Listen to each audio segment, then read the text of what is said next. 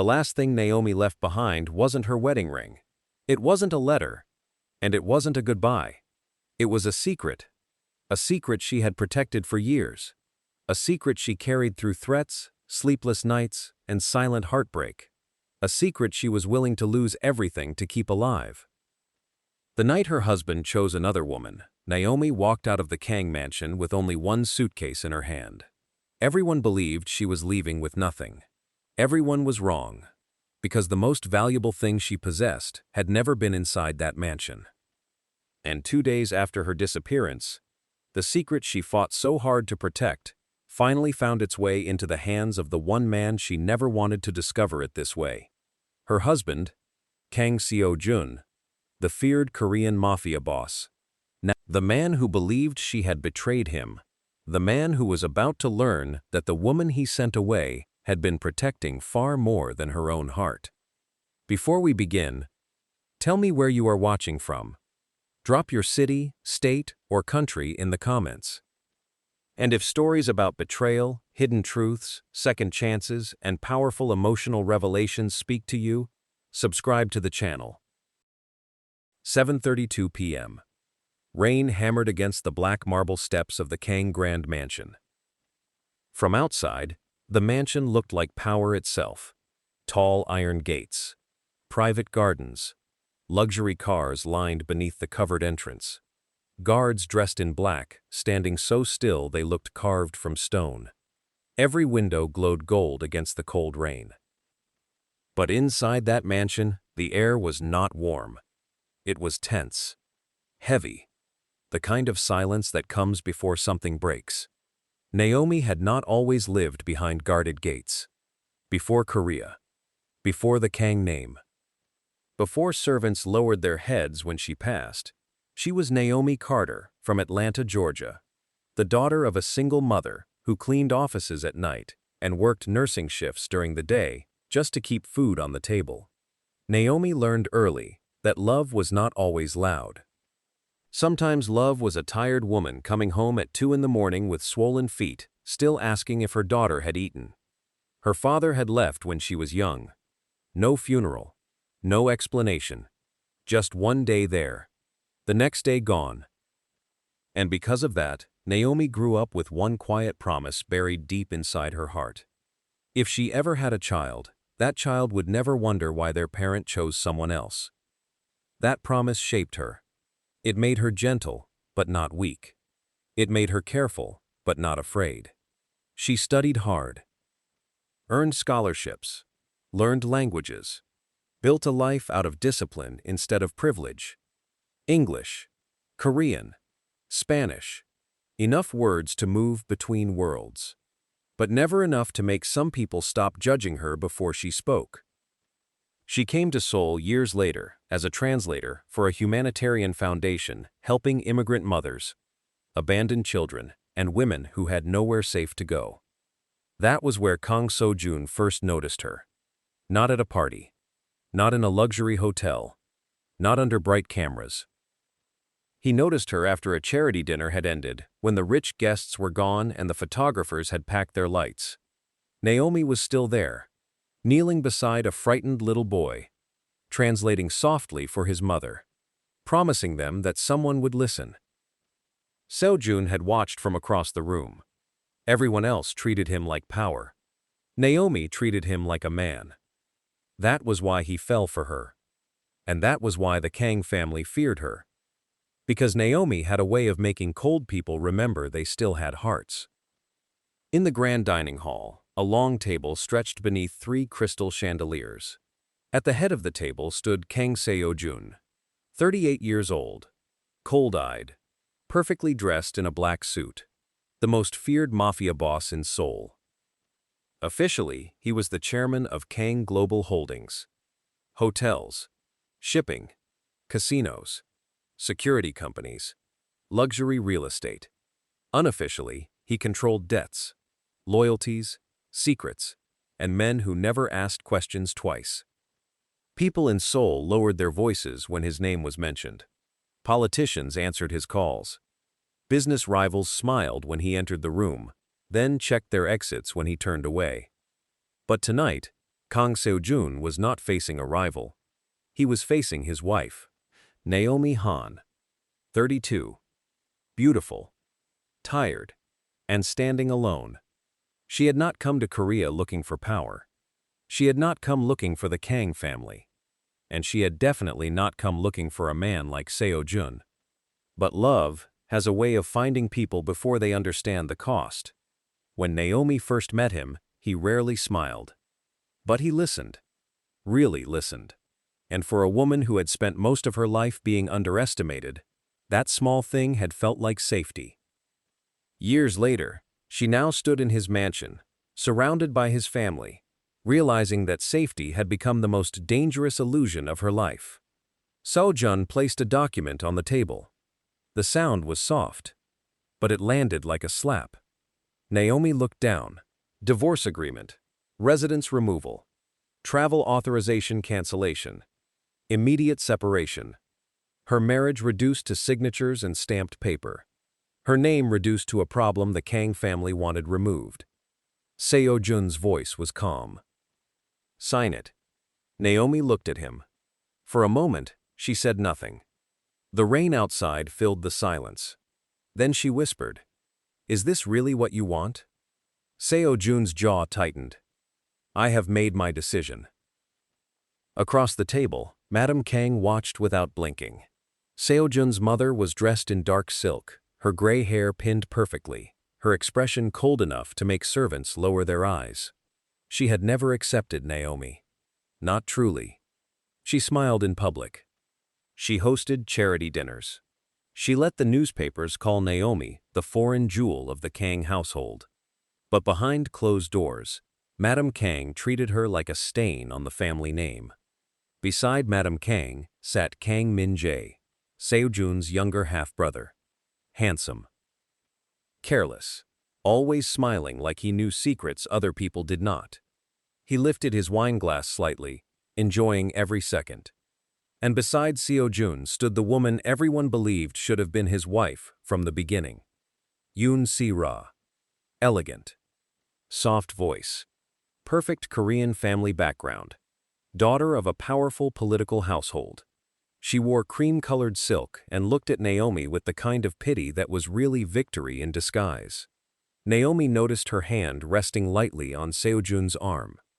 Seo-jun did not remove it. That hurt more than the divorce papers. Naomi looked back at her husband. "I never asked you for money. I know. I never used your name. I know. I stayed when your world became dangerous." His eyes flickered. Just once. Then hardened again. "You also lied." Naomi's breath caught. "I lied? You hid things from me." The room became still. Naomi slowly turned her gaze toward Madame Kang. Then Min-jae. Then Se-ra. Every face in that room waited for her reaction. Every one of them knew something. Not everything, but enough. Naomi could feel it.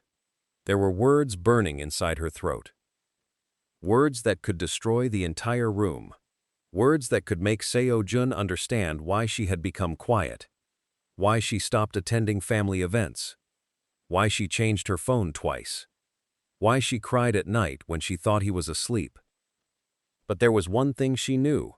If she spoke too soon, the people watching her would move before Seo-jun could protect anyone. So she swallowed the truth. Again.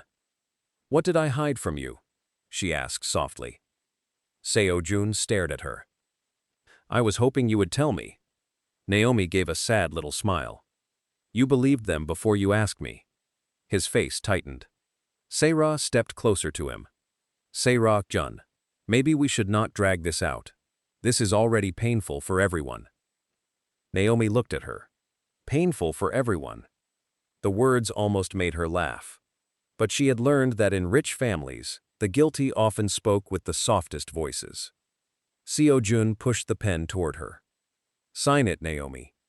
She looked at the pen. Then at the paper. Then at the man she had once loved, with the kind of trust that makes a woman forget to protect herself. Her hand moved slowly. She picked up the pen. For 1 second, Seo-jun's eyes dropped to her fingers.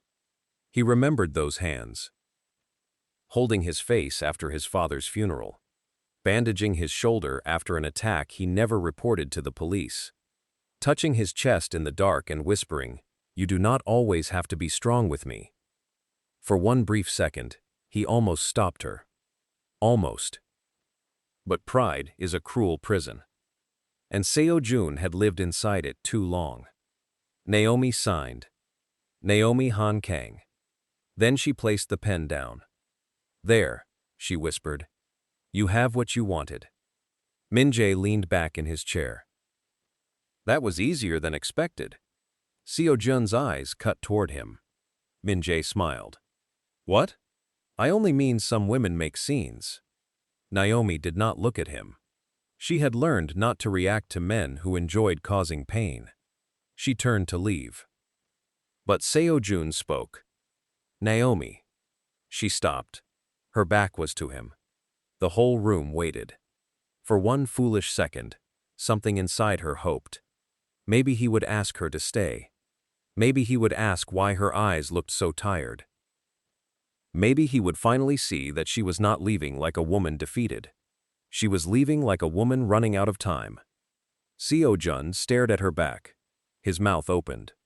But all he said was, "A car will take you to the airport in the morning." The airport. Naomi slowly turned around. "You are sending me away? You cannot remain in Korea under my family's protection." His family's protection. The words almost made her break. Because for months, the danger had not come from outside his family's protection. It had come from inside it. She stepped closer. Not much. Just enough for him to see the pain in her eyes. "I did not need your family's protection, Seo-jun." His gaze sharpened. "What does that mean?" Naomi looked around the room again. Madame Kang's fingers tightened around her teacup. Min-jae's smile faded slightly. Se-ra watched too carefully.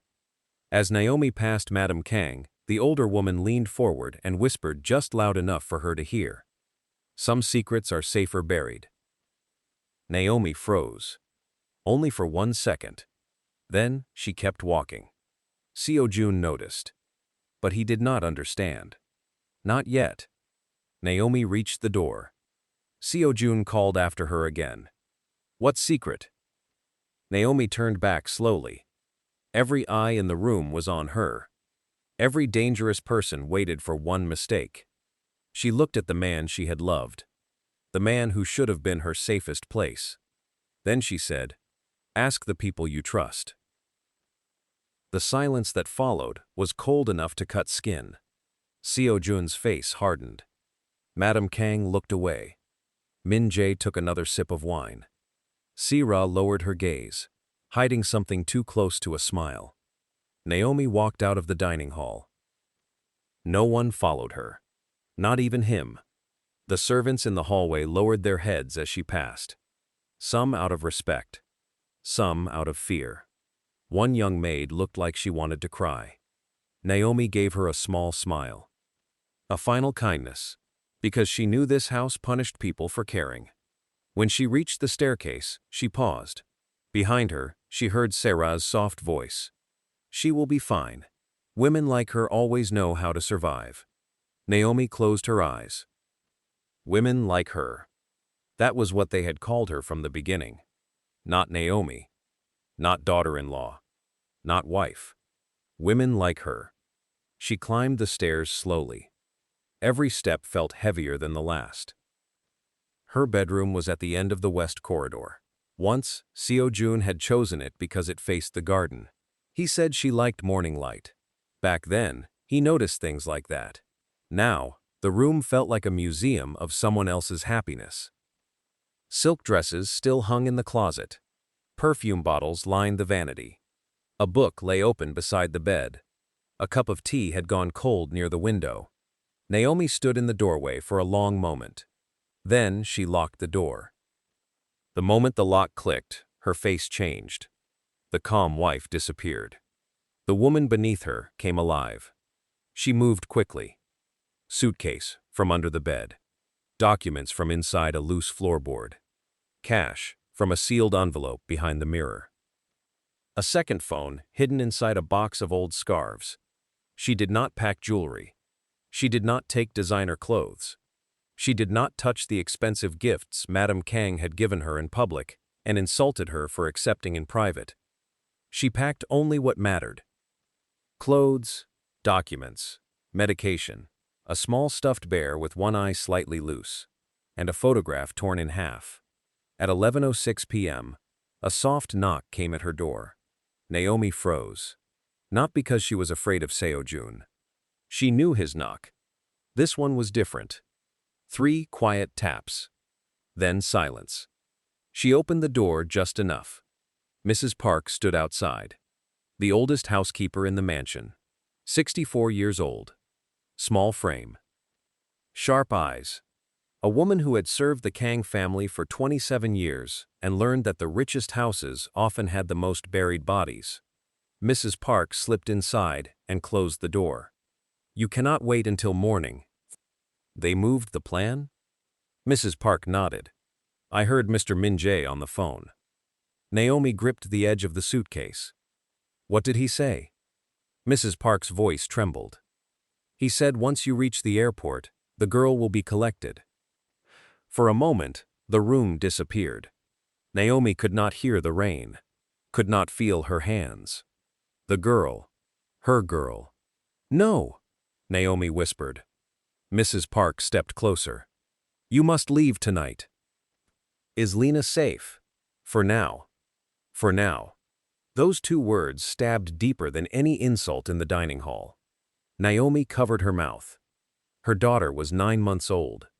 9 months of hiding. 9 months of using another name. 9 months of secret visits, false records, locked curtains, and prayers whispered over a sleeping child who had no idea she was born into a war. Lina, her little girl. Seo-jun's daughter. The heir no one in the Kang family was supposed to know existed. Mrs. Park handed Naomi a brown envelope. "New phone, cash. Address of the apartment. The woman at the flower shop knows my name. She will help you for 3 nights. Only 3? After that, you move again." Naomi nodded. Her eyes were wet now, but she refused to let the tears fall. Mrs. Park touched her arm. "The West Corridor cameras will go dark at 11:22. "For how long?" 4 minutes. Naomi looked at her. 4 minutes? That is all I could arrange. Naomi took a breath. 4 minutes to disappear from the most guarded mansion in Seoul. 4 minutes to escape a family that owned judges, police officers, and men who could find a person with only a shadow. 4 minutes to save her child. She opened the drawer beside the bed. Inside was a small wooden music box. Dark cherry wood. Old brass hinges. A tiny ballerina inside that no longer spun properly. Seo-jun had given it to her during their first year of marriage. They had been in Busan then. Before the threats. Before the lies. Before the mansion turned into a cage. They had passed a street market at night, and Naomi had stopped to listen to an old music box playing a lullaby. Seo-jun bought it without telling her. Later that night, he placed it beside her pillow. She had laughed and said, "You are secretly romantic." He had answered, "Do not tell anyone. It will ruin my reputation." That memory hurt. Naomi opened the music box. The broken lullaby played softly. She removed the velvet lining and placed 3 things beneath it. A tiny red baby bracelet with silver initials, half of a photograph, and a note. Her hand hovered over the paper. For months, she had imagined telling Seo-jun everything. She imagined him storming through the mansion, demanding names, protecting them, choosing them. But then Madame Kang would smile at breakfast and say something like, "Children are fragile, especially children who were never meant to be born." Min-jae would pass Naomi in the hall and whisper, "Accidents happen quickly in this family." Se-ra would ask sweetly, "How is your health, Naomi? You look like someone who is hiding stress." And then the photograph started. A picture of Lina's stroller outside the clinic. A picture of Lina's tiny hand reaching through a blanket. A picture of the safe apartment door. Every message said the same thing without saying it clearly. We know. We are close. Speak, and she disappears.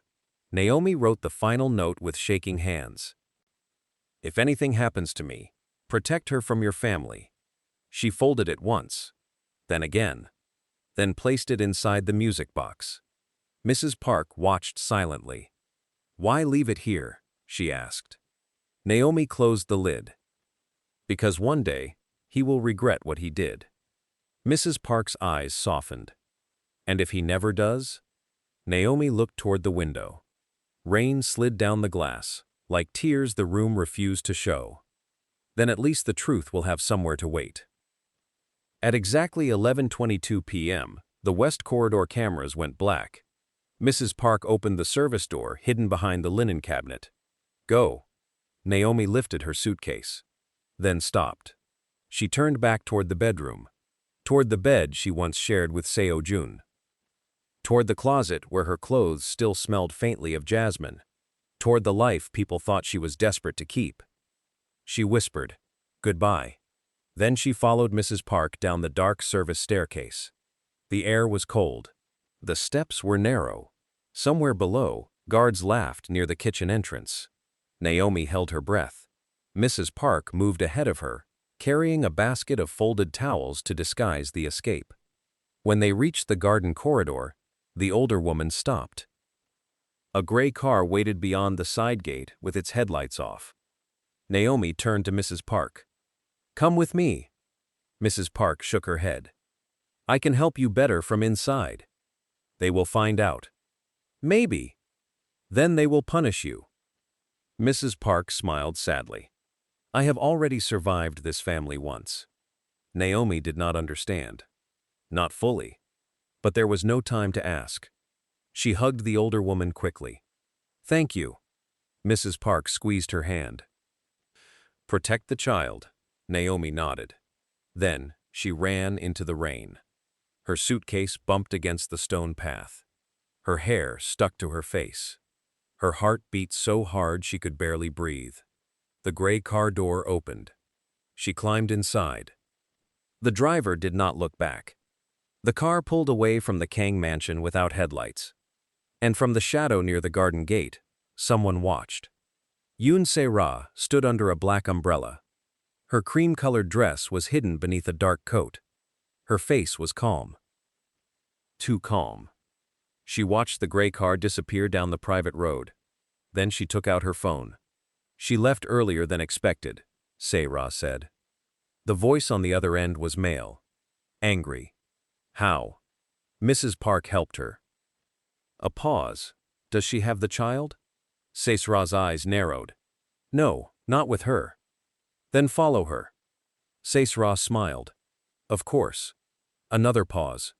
Then the man said, "Seo-jun must not find out." Se-ra looked up at Naomi's dark bedroom window. "He will not." She ended the call. But she was wrong. Because secrets can be buried. They can be threatened. They can be hidden behind locked doors and family names. But secrets connected to blood do not stay quiet forever. The next morning, Seo-jun was told Naomi had left before sunrise. He was standing in his private study when his assistant, Lee Jin-woo, delivered the report. Jin-woo was not just an assistant. He was Seo-jun's investigator. His fixer, his shadow, the man who knew where bodies were buried because sometimes he had chosen the ground himself. Jin-woo stood near the desk, holding a tablet. Madame Naomi left the mansion sometime between 11:20 and 11:30 p.m. Seo-jun looked up. "She was supposed to leave this morning." "Yes, sir." "Who drove her?" "We do not know yet." Seo-jun's eyes darkened. "You do not know?" Jin-woo lowered his head. The West Corridor cameras went out for 4 minutes. The room became dangerously silent.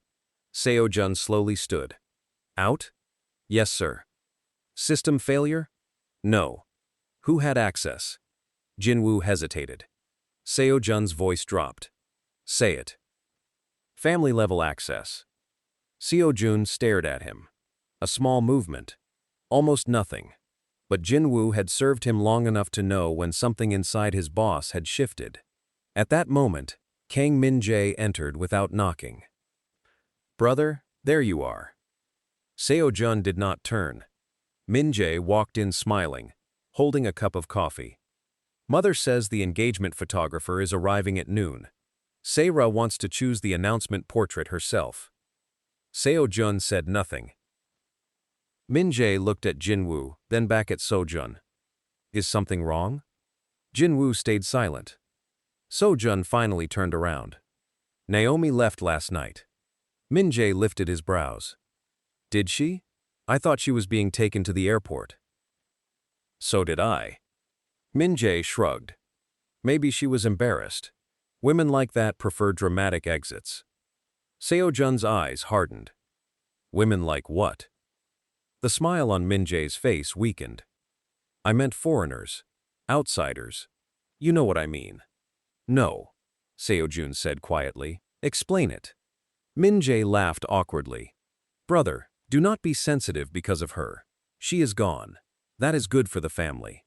Seo-jun stepped closer. "And bad for whom?" Min-jae blinked. "What?" Seo-jun watched his face carefully. For the first time, he noticed something. Not fear. Not guilt. Calculation. Min-jae was measuring how much Seo-jun knew. Seo-jun looked away. "Leave." Min-jae's smile disappeared. "I only came to remind you that Sera."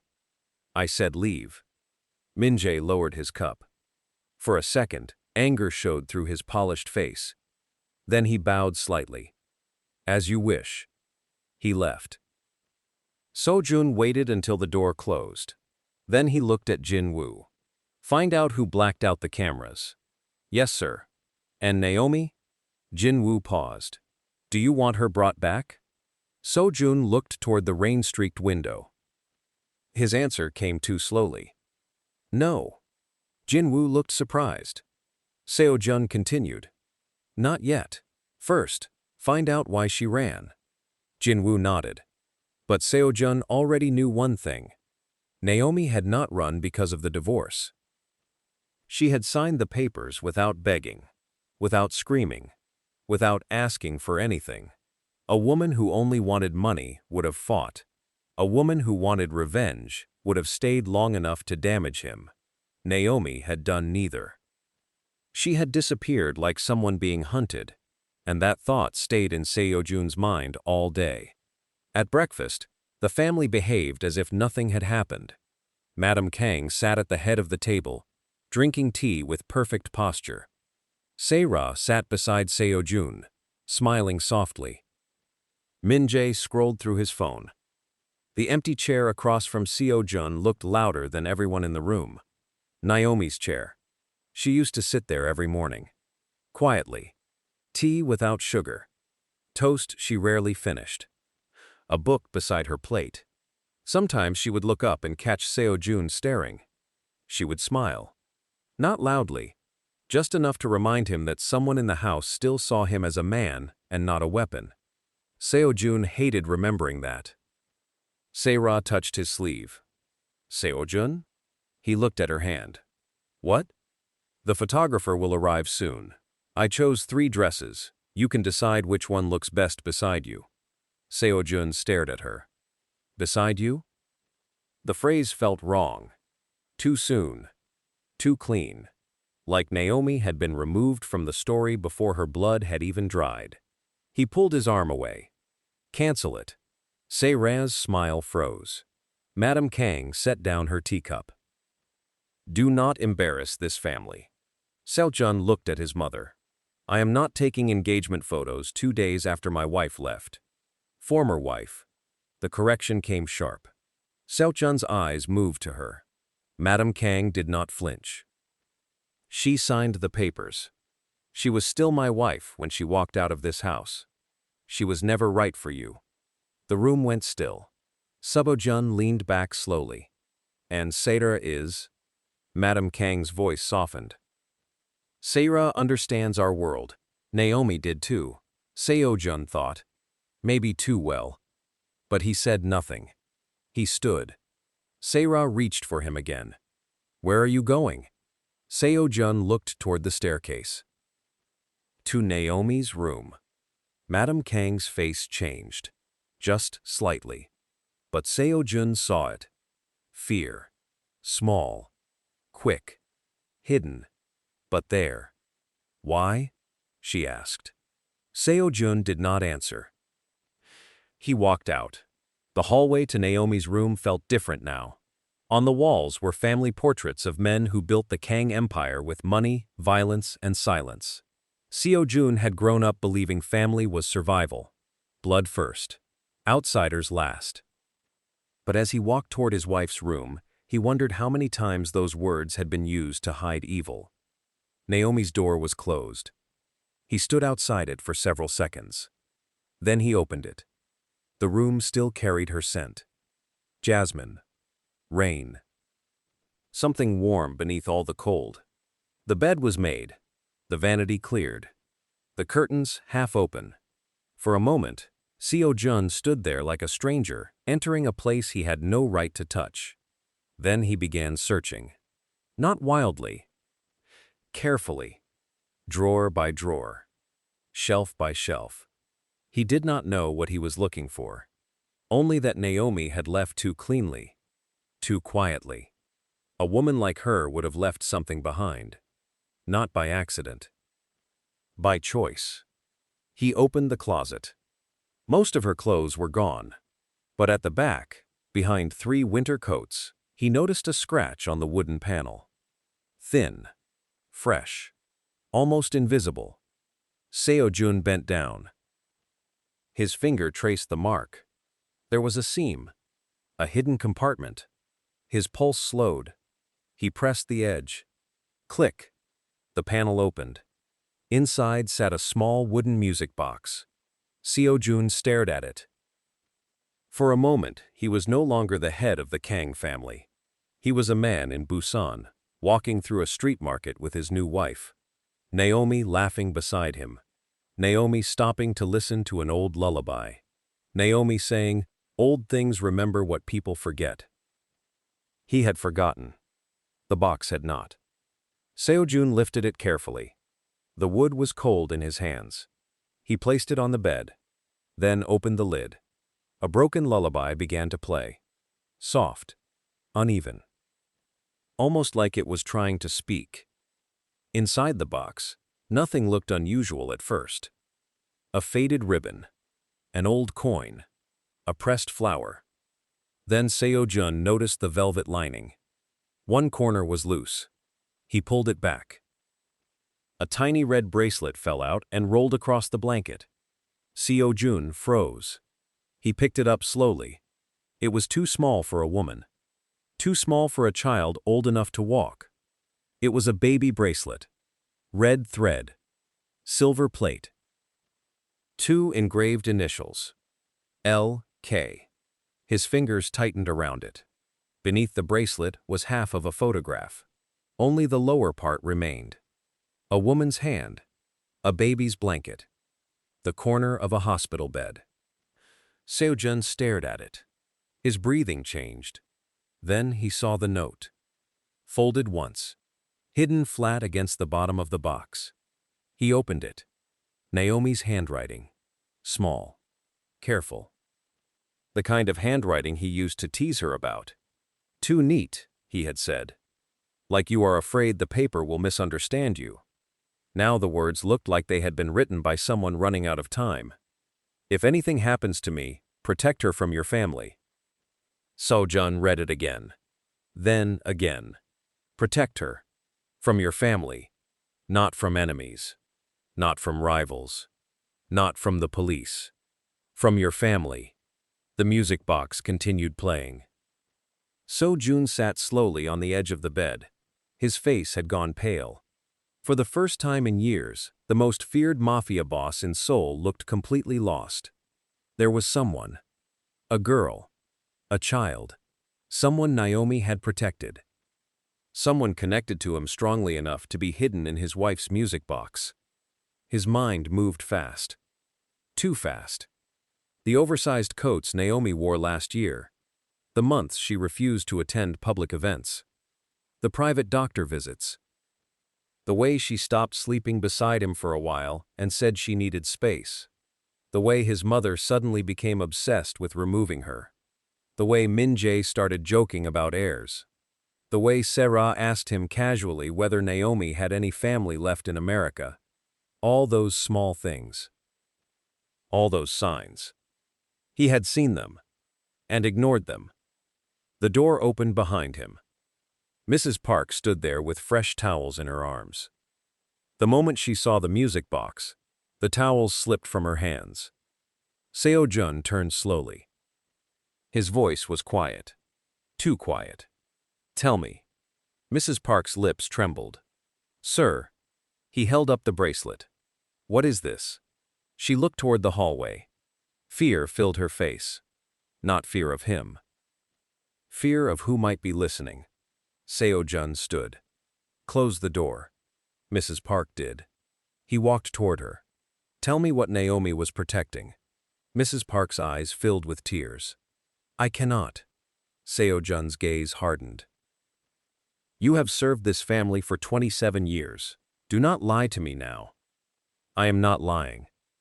"Then speak. If I speak too soon, they will find her."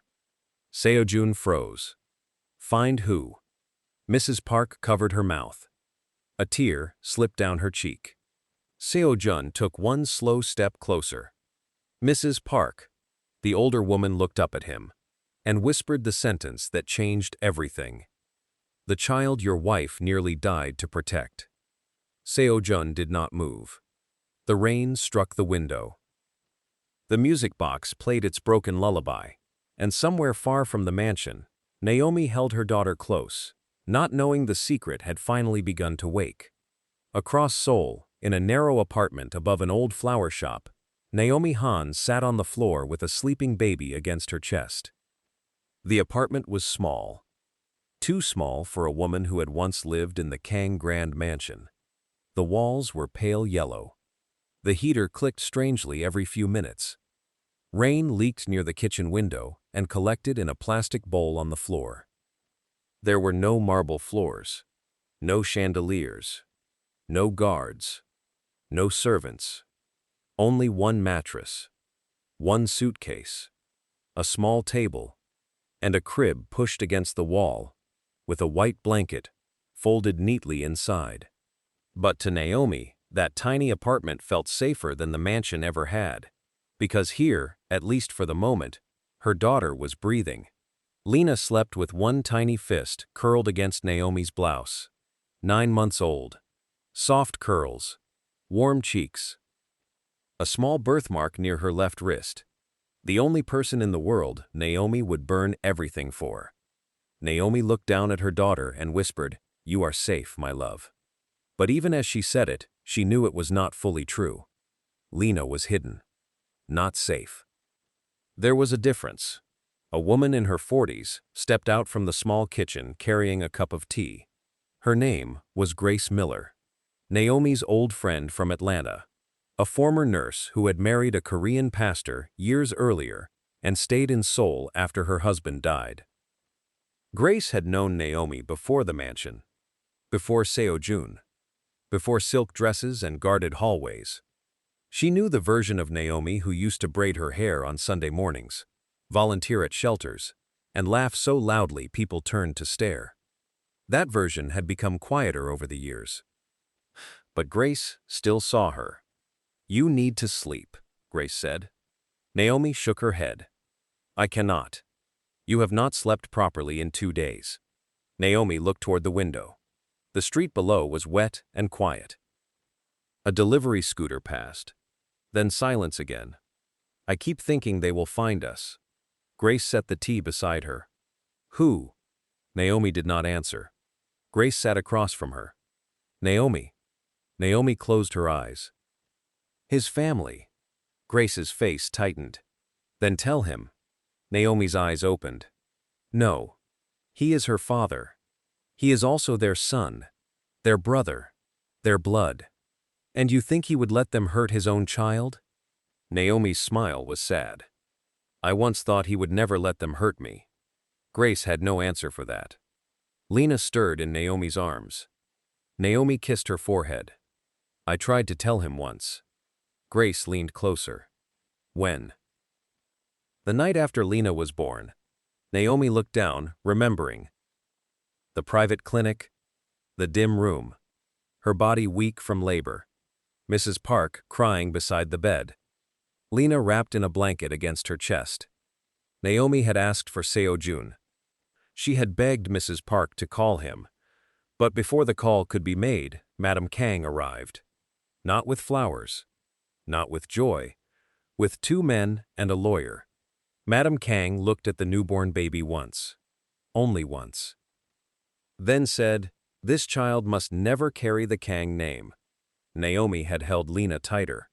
Madam Kang stepped closer. "You will be given money. You will leave Korea. Quietly. And if I refuse?" The older woman smiled. Then accidents happen, especially to women who think love can protect them. Grace listened with tears in her eyes. Naomi continued, "After that, every time I thought of telling Seo-jun, something happened. Threats? Photos, messages, a dead bird outside Lina's window." Grace covered her mouth. Naomi's voice dropped. "Then one day, Sarah came to my room." "Sarah?" Naomi nodded. She smiled at me and said, "Some secrets are kinder when they stay buried." Grace went still. She knew. I think she knew enough. Outside, a black car passed slowly down the street. Naomi's eyes snapped toward the window. Grace noticed. "What is it?" Naomi stood carefully, holding Lina. The car stopped near the flower shop. Its headlights went off. Naomi's breathing became shallow. Grace moved toward the curtain and lifted it just enough to look outside. A man stepped out of the car. Black coat. Phone in hand. He looked at the building, then at the flower shop sign. Grace let the curtain fall. "We have to move." Naomi's face went cold. "Already?" Grace nodded. "Already." Back at the Kang mansion, Mrs. Park stood in Naomi's bedroom with tears on her face, while Kang Seo-jun stared at the baby bracelet in his hand. For a long moment, he said nothing. The kind of nothing that frightened people more than shouting. Then he spoke. "How old?" Mrs. Park looked down. "Almost 9 months." Seo-jun's fingers tightened around the bracelet. 9 months. His mind began calculating dates. The charity gala in Busan. The night Naomi told him she felt dizzy. The month she stopped joining him for dinner because Madam Kang said she looked unwell. The doctor visits. The locked nursery wing that his mother claimed was being renovated. He remembered one night in particular. Naomi standing in the doorway of his study, wearing a loose blue sweater. Her face pale, her hand resting gently over her stomach. She had said, "Seo-jun, I need to tell you something." He had been on the phone with a Japanese investor. Angry, distracted. He had covered the receiver and said, "Not now." She had stood there a moment longer, then nodded. "Okay?" He never asked again. That memory now cut through him like a blade. Seo-jun looked at Mrs. Park. "Is she mine?" Mrs. Park's expression broke. "She has your eyes." The room became too quiet. Seo-jun turned away. For the first time since he was a boy, his throat burned with something he refused to name. A daughter. He had a daughter. And his wife had hidden her. No, not hidden her. Protected her. From his own family. His voice came out rough. "Who threatened them?" Mrs. Park hesitated. Seo-jun turned back sharply. "Who?" "I do not know everyone." "Then tell me who you know." Mrs. Park wiped her tears. Madam Kang wanted the child erased from the family records. Seo-jun's face hardened. "My mother. She said no child born from Naomi would inherit the Kang name." "And Min-jae?" Mrs. Park's silence answered before her mouth did. Seo-jun stepped closer. "What did he do?" "He followed Naomi. He paid one of the clinic nurses. He knew where the baby was being kept before you did." Seo-jun's eyes became deadly. And Seo-jun? Mrs. Park looked away. Seo-jun's voice dropped. Mrs. Park. I saw her outside the garden last night. When Naomi left. Yes. Seo-jun went completely still. She watched her leave? Mrs. Park nodded. She made a phone call. The bracelet nearly snapped in Seo-jun's fist. He turned toward the door. Mrs. Park grabbed his sleeve. Sir, please. He looked down at her hand. If you confront them now, they will run ahead of you. Naomi and Lina will be exposed before your men reach them. Lina. The name hit him. Not because he had never heard it. Because it felt like it had always existed somewhere inside him, waiting. Her name is Lina? Mrs. Park nodded. Naomi named her Lina because it means tender, delicate, light. Seo-jun closed his eyes. Naomi had always loved names with meanings. He opened them again. Where are they? Mrs. Park's grip tightened. I cannot tell you until you promise me something. Seo-jun looked at her like no one had demanded anything from him in years. What? You will not go there as Kang Seo-jun, the Mafia boss. His eyes narrowed. You are giving me conditions? Yes. Mrs. Park's voice trembled, but she did not let go. You already destroyed her once with power. If you go to her with guards and orders, she will run again. Seo-jun stared at the old woman. No one spoke to him like that. No one still living. But Mrs. Park was not speaking for herself. She was speaking for Naomi. For Lina. For the truth he had been too blind to see. After a long silence, Seo-jun said, I will go alone. Mrs. Park shook her head. You will take one man, only one. And he must be someone you trust more than blood. Seo-jun looked toward the hallway. Jin-woo. Mrs. Park nodded slowly.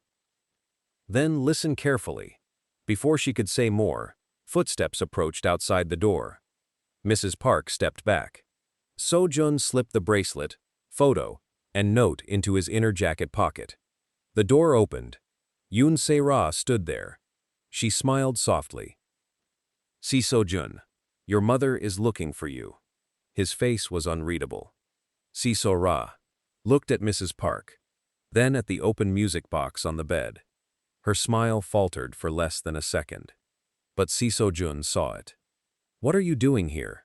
He asked. Se-ra blinked. I came to check on you. In Naomi's room? I was worried. About me? Of course. He walked toward her slowly. Se-ra held her ground, but her fingers tightened around the doorframe. Seo-jun stopped inches away. Did you see Naomi leave last night? Her eyes widened. What? Answer. No. Why would I? Mrs. Park lowered her gaze. Seo-jun studied Se-ra's face. She was good. Very good. Her voice did not shake. Her eyes looked wounded. Her lips parted like she had been unfairly accused. But Seo-jun had survived too many liars to miss the small things. The way she had looked first at the music box. Not at him. The way her breathing changed when he said Naomi's name. The way she asked no question about why he would think that. He stepped aside. Tell my mother I will come down soon. Se-ra hesitated. You are upset. Yes. Because of her? Seo-jun's eyes turned cold. Because people in this house keep asking questions they already know the answer to. Se-ra went pale. Then forced a soft smile. I only care about you. Seo-jun said nothing. She turned and left. The moment her footsteps faded, Seo-jun looked at Mrs. Park. Give me the address. Mrs. Park nodded. But in the hallway, Se-ra had not gone far. She stood behind the corner, one hand pressed against her chest, listening. She had not heard the address. But she had heard enough. She pulled out her phone. He found something, she whispered. The voice on the other end was Min Jae's. What? I do not know, but he suspects us. Min Jae cursed under his breath. Where is he now? In her room. Did he mention the child? Amrita closed her eyes. No. Then we still have time. For what? Min Jae's voice became cold. To make sure he never sees her. At 2:15 p.m., Kang Seo-jun left the mansion with only Jin-woo. No convoy. No visible guards. No family driver. Just one black sedan moving through wet Seoul streets under a gray sky. Seo-jun sat in the back seat, staring at the city without seeing it. In his hand was the torn photograph.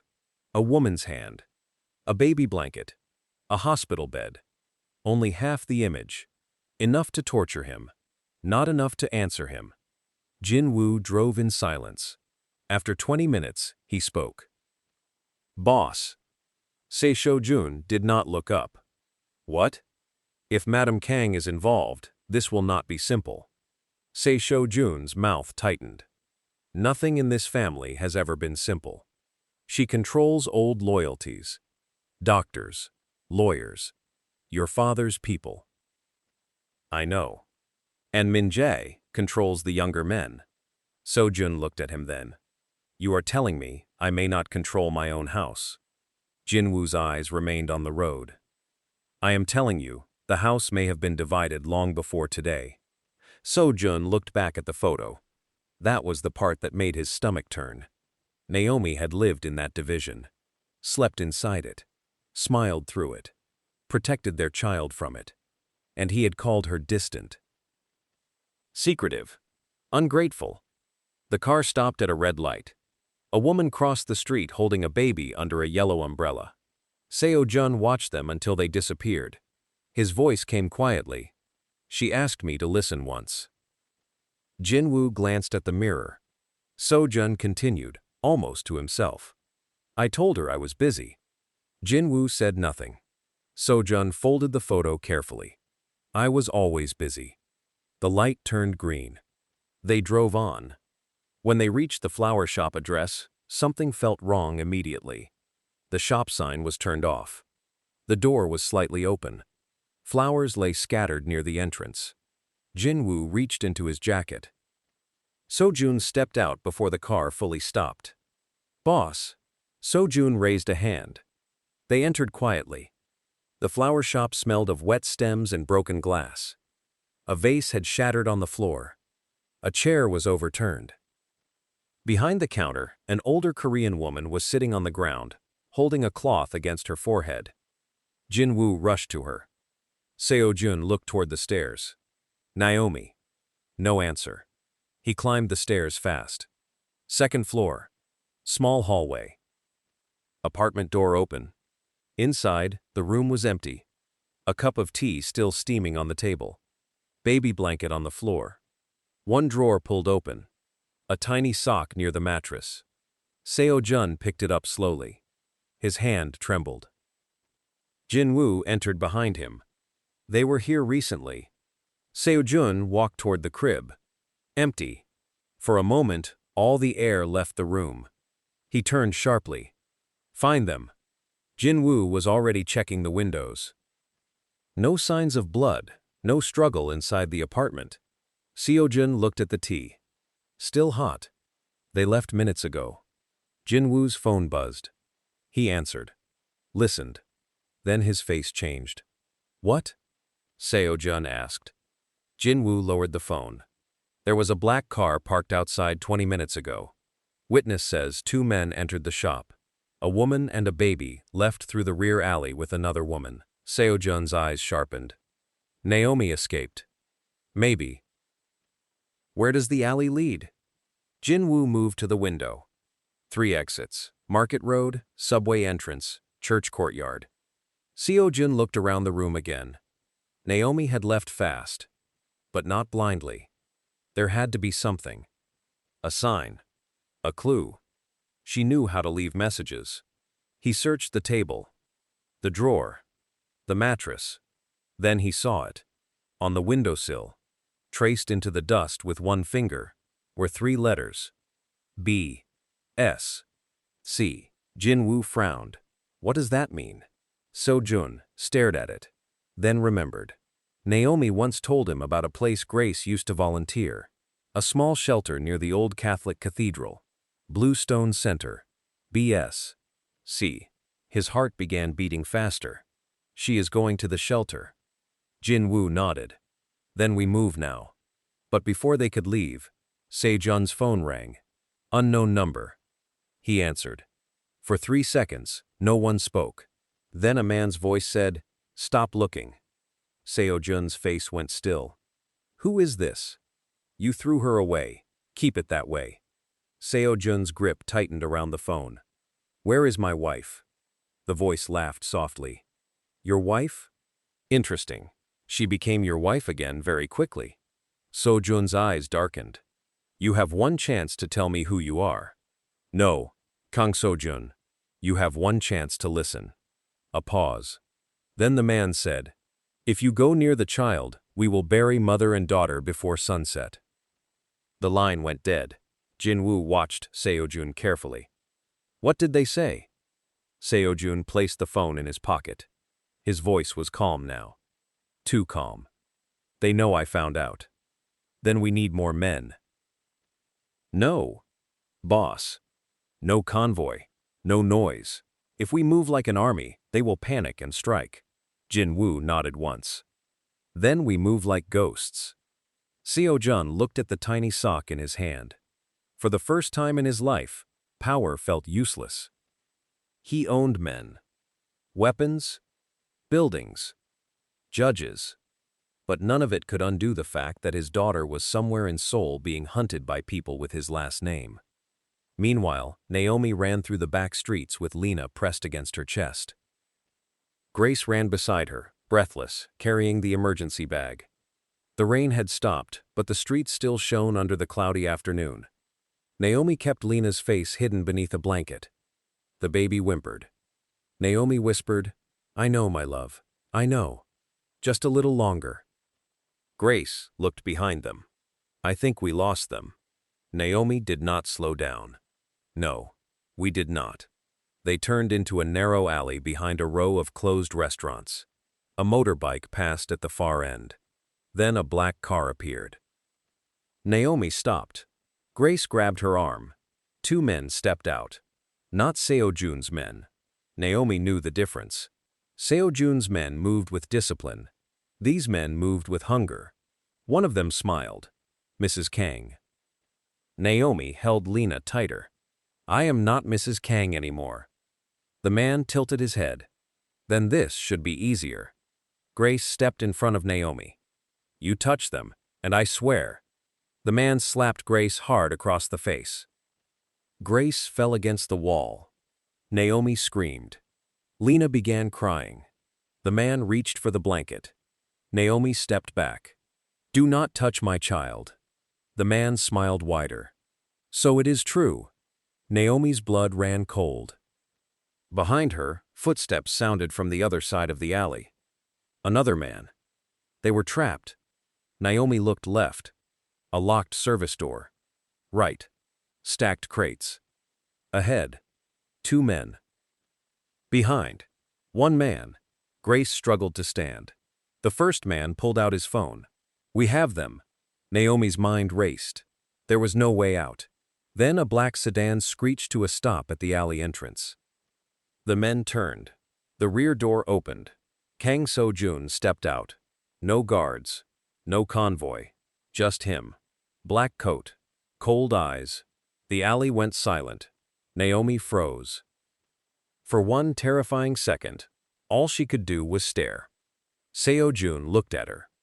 Then at the crying baby in her arms. His face changed. Not much. But Naomi saw it. Shock. Pain. Recognition. Something deeper than regret. The man holding the phone stepped back. "Boss Kang." Seo-jun's voice was soft. "Move away from them." The man swallowed. "We were only following orders." Seo-jun took one slow step forward. "Whose orders?" No answer. Seo-jun looked at Lina again. The baby's cries quieted slightly, as if even she felt the air shift. Naomi pulled her closer. Seo-jun saw the movement. The fear. She was afraid of him. That realization hit harder than any bullet ever had. He did not look away.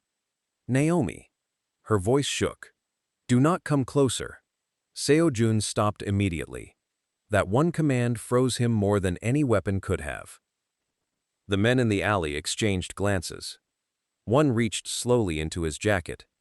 Jin-woo appeared behind him and pressed a gun to his ribs. Wrong choice, Jin-woo said. The man raised his hands. Seo-jun never looked away from Naomi. His voice lowered. I did not know. Naomi's eyes filled with tears. That was the problem. The words struck him openly. Deservedly. He looked at the child again. What is her name? Naomi's lips trembled. She did not answer. Seo-jun nodded slowly, accepting the punishment of her silence. Then he turned to the men. Who sent you? The first man said nothing. Seo-jun walked toward him. The man began shaking. I do not know his name. Seo-jun stopped inches away. Try again. He used a middleman. Who? The man swallowed. Someone from the Kang house.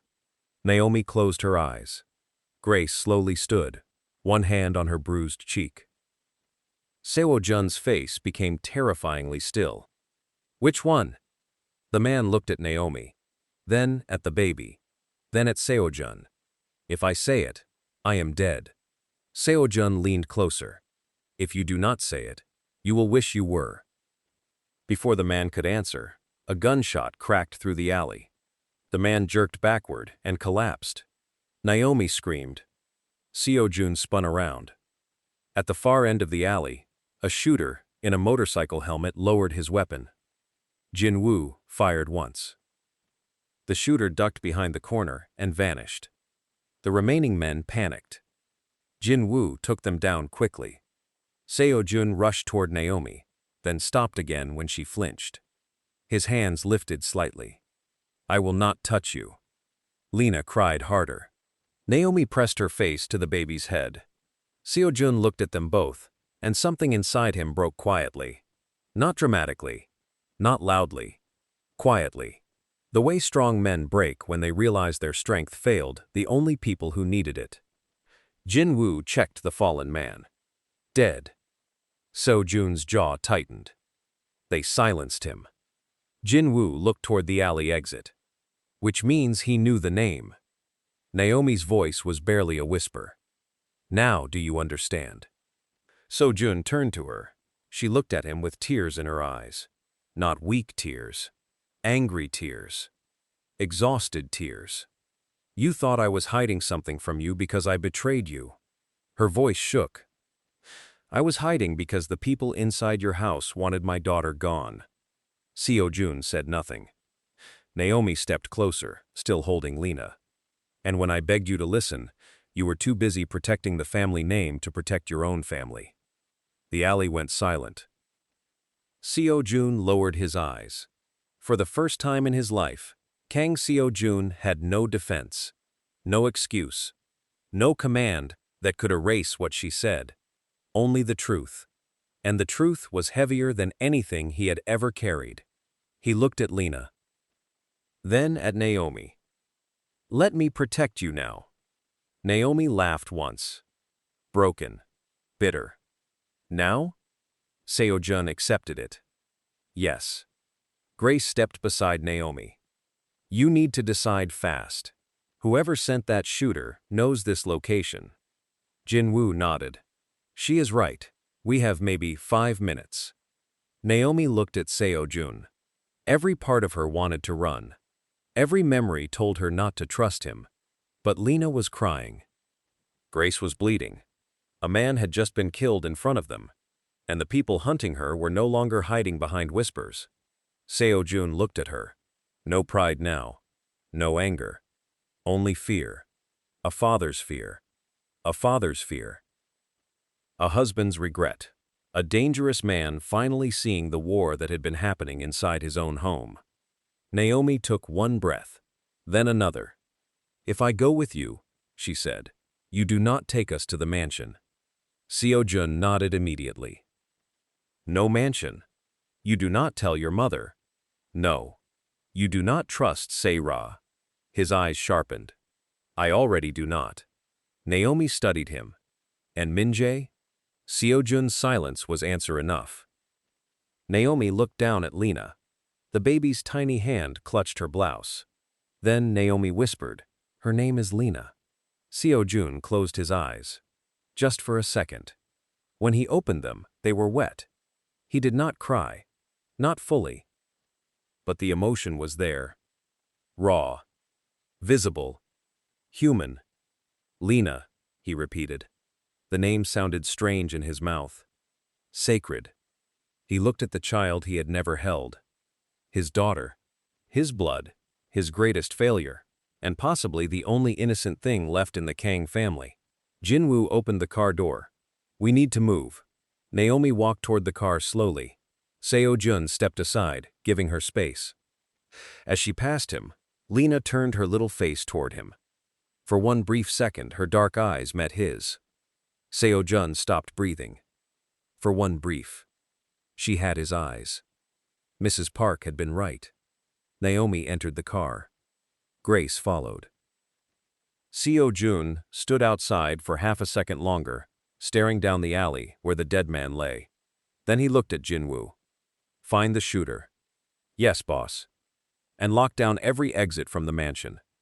Jinwoo paused. "The mansion?" Seo-jun's face hardened. "No one leaves my family home until I know which one of them gave the order." The black sedan pulled away from the alley. Inside the car, Naomi sat by the window with Lina in her arms. Seo-jun sat across from her, careful not to move too close. The silence between them was full of everything they had not said. Rain began again. Softly this time. Naomi stared outside. Seo-jun looked at Lina. After a long moment, he said, "When was she born?" Naomi did not look at him. January 17th. Seo-jun's face changed. That date. He remembered it. He had been in Tokyo. A business meeting. Naomi had called him 3 times. He had not answered. Later, she sent a message. "Please call me when you can." He replied 12 hours later. "Busy. Tomorrow." Tomorrow. His daughter had been born, and he had answered tomorrow. Seo-jun looked down. Naomi saw his expression. Good, she thought. Let it hurt. But when Lina made a soft sound in her sleep, Naomi's anger cracked for a moment. Because this was not about punishing him. It never had been. It was about survival. Seo-jun's voice came quietly. "I missed everything." Naomi answered without softness. "Yes." He nodded. "I deserve that. You deserve worse." "I know." The honesty surprised her. She looked at him then. Really looked. And for the first time in a long time, she did not see only the cold Mafia boss. She saw the man from Busan. The man who once bought her a music box. The man who had loved her before his family taught him to doubt her. But love was not enough anymore. Not after fear. Not after threats. Not after being sent away like a mistake. Seo-jun leaned forward slightly. "Naomi, I need you to tell me everything." She looked down at Lina. "If I tell you everything, you may hate your family forever." Seo-jun's eyes turned cold. "If they hunted my daughter, then they stopped being my family." Naomi studied him. She wanted to believe him. That was the dangerous part. She still wanted to believe him. The car entered an underground parking garage beneath one of Seo-jun's private hotels. Not listed under his name. Not connected to the Kang family. A safe property only Jinwoo knew about. They took a private elevator to the top floor. The suite was quiet. Large. Dimly lit. Windows overlooking Seoul. Grace carried Lina to the bedroom to change her, while Naomi remained in the living room. Seo-jun stood near the window. Neither spoke for almost a minute. Then, Naomi said, "The threats started before Lina was born." Seo-jun turned. "Who came first?" "Your mother." His jaw tightened. Naomi continued. "She told me a child from me would weaken the Kang bloodline." Seo-jun's voice was low. She said that? She said worse. Naomi walked to the table and opened Grace's emergency bag. Inside was a sealed folder wrapped in plastic. Seo-jun stared at it. What is that? Naomi placed it on the table. My insurance. She opened the folder. Photographs. Messages. Copies of medical records. A clinic nurse's written statement. Security images. A note in Madame Kang's handwriting. Seo-jun picked up the note. No child born from that woman will inherit this family. His face hardened into something deadly. Naomi watched him. That arrived the day after Lina was born. Seo-jun looked up. The day after? Yes. Where was I? Tokyo. His hand tightened around the paper. Naomi continued. Min-jae came next. He paid people to find the clinic. He told me if I loved my daughter, I would disappear before the family had to solve the problem permanently. Seo-jun looked at the photos. One showed a black car outside the clinic. Another showed a man near the safe apartment. Another showed Se-ra speaking with one of the clinic nurses. Seo-jun stopped. What is this? Naomi's face changed. That is the part I was never sure about. Seo-jun lifted the photo. Se-ra was standing outside the clinic entrance, sunglasses on, handing an envelope to a nurse. Naomi's voice became cold. She told me she was helping me. Seo-jun looked at her. What? Naomi nodded slowly. Se-ra came to me after Lina was born. She said she knew your mother was dangerous. She said she could help move medical records, hide documents, keep the baby's name out of the system. Seo-jun's eyes narrowed. She acted as your helper. Yes. False helper, Grace said from the doorway. She had returned quietly. Her cheek was swollen. Lina slept in her arms. Grace continued. I never trusted her. Naomi looked at her. You never trust anyone. And I am alive because of it. Seo-jun stared at the photo of Se-ra. She was helping my mother? Naomi shook her head. I do not know if she was helping your mother or Min-jae. But after every time Se-ra helped me, someone else found out where I had been. Seo-jun's face went still. So she was leaking your movements? Yes. The room became silent. Then Seo-jun asked, why not tell me? Naomi looked at him. The question hung between them like a wound. Because every time I tried, you reminded me who you trusted. Seo-jun said nothing. Naomi's voice trembled now. Not with fear. With years of swallowed pain. You trusted your mother because she raised you. She pointed at the photo. You trusted Min-jae because he carried your father's blood. Then, her voice broke slightly. You trusted Se-ra because she looked like the kind of woman your world could accept. Seo-jun closed his eyes. Naomi continued, softer now. But I was always the outsider. The words filled the room. Grace looked away. Even Jin-woo, standing near the door, lowered his gaze. Naomi wiped one tear quickly, angry that it had escaped. I loved you in a house where everyone waited for me to make one mistake. And when I finally needed you to choose me, you chose their version of me instead. Seo-jun opened his eyes. The man who commanded fear across Seoul looked helpless before her. I am sorry. Naomi laughed softly. Not because it was funny. Because it was too small. Sorry does not bring back the nights I sat alone, listening for footsteps outside my daughter's door. Seo-jun looked at Lina, sleeping in Grace's arms. No, he said. It does not. His phone rang. Jin-woo checked the caller ID. His face changed. Boss, it is the mansion security line. Seo-jun answered. Speak. The guard on the other end sounded panicked. Sir, Mr. Min-jae is trying to leave. Seo-jun's eyes became ice. Stop him. We tried. Sir. Madame Kang ordered us to stand down. Seo-jun's voice dropped. I gave the order. Yes, sir, but she said, Seo-jun interrupted. If Min-jae leaves that gate, every guard on duty leaves Korea in a box. The line went silent. Then, understood, sir. Seo-jun ended the call. Naomi watched his face. What happened? Min-jae is running. Grace held Lina tighter. Seo-jun looked at Jin-woo. Bring him to me. Jin-woo nodded and left immediately.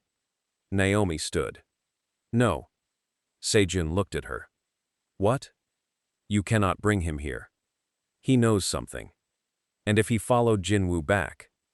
Seo-jun paused. Naomi stepped closer. This is what they do. They force you to react. They make you angry. Then they use your anger to find what you are protecting. Seo-jun stared at her. She was right. Again. For months, she had not been hiding because she was weak. She had been surviving a war he never noticed. He called Jin-woo immediately. Change plan, do not bring him here. Jin-woo answered, Where? Seo-jun looked at Naomi. Naomi said, Somewhere public, somewhere he cannot disappear quietly. Seo-jun repeated, Take him to the old casino floor. Cameras everywhere. Lock every exit. Yes, boss. The call ended. Seo-jun looked at Naomi. You know how they think. Naomi's eyes were tired. I had to. Before Seo-jun could answer, Grace's phone buzzed. Unknown number. She looked at Naomi. Naomi's face went pale. Grace answered and put it on speaker. For a moment, there was only breathing. Then Yoon Se-ra's soft voice filled the room. Naomi. Seo-jun's eyes sharpened. Naomi stepped closer to the phone.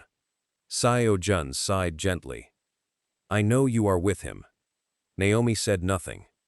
Seo continued. That was a mistake. Seo-jun's jaw tightened. Se-ra's voice remained sweet. You think he can protect you now? He could not even see what was happening under his own roof. Naomi whispered, What do you want? Se-ra laughed quietly. The same thing I wanted from the beginning. And what is that? To save Seo-jun from the mistake you brought into his bloodline. Seo-jun's face changed. Naomi gripped the table. Se-ra continued, colder now. You should have left Korea when Madam Kang offered you money. But you wanted to be noble. You wanted to be a mother. You wanted to pretend that child had a future. Naomi's voice shook. Do not talk about my daughter. Our daughter, Seo-jun said suddenly. The line went silent. Se-ra had not known he was listening. Seo-jun took the phone. His voice was quiet. Say one more word about my child. For several seconds, Se-ra did not speak. Then her voice softened, returning to the mask. Seo-jun, you do not understand. I understand enough. No, you do not. Naomi has poisoned you against your own family. Seo-jun looked at the folder of evidence. Then come explain it. Seo-jun's breathing changed. Where are you? Seo-jun smiled without warmth. You tell me. You have been good at finding my wife. Se-ra said nothing. Seo-jun's voice dropped. Listen carefully. If you run, I will find you. If you lie, I will break the lie apart piece by piece. And if you come near Naomi or Lina again. He stopped. The silence said the rest. Se-ra whispered, You will regret choosing her. Seo-jun's answer was immediate. No, I regret not choosing her sooner. The line went dead. Naomi stared at him. That sentence landed heavily between them. Not forgiveness. Not repair, but something. Seo-jun looked at her. I know it is late. Naomi said nothing. I know too late may be all I have. Still, Naomi said nothing. Then from Grace's arms, Lina woke and began to cry.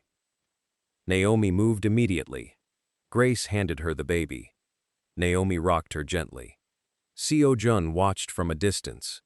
Every instinct in him wanted to go closer, to touch her little hand, to say her name again.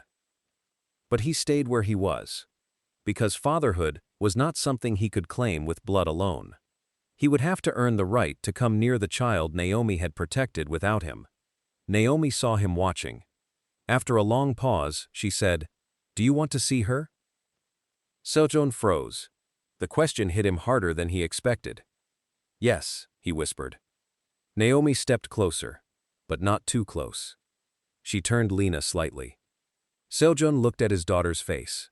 Soft cheeks, wet lashes, tiny mouth trembling from sleep.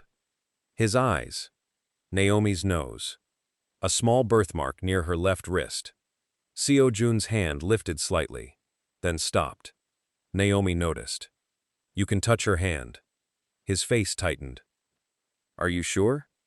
No. The answer was honest. Painful. But she should know who you are before this family war swallows us. Seo-jun reached out slowly. One finger. Lina's tiny hand wrapped around it. The world stopped. Seo-jun looked down at that tiny grip, and the cold, ruthless man's soul feared disappeared for one unguarded second. His eyes filled. He whispered, Lina. The baby stared at him, then held tighter.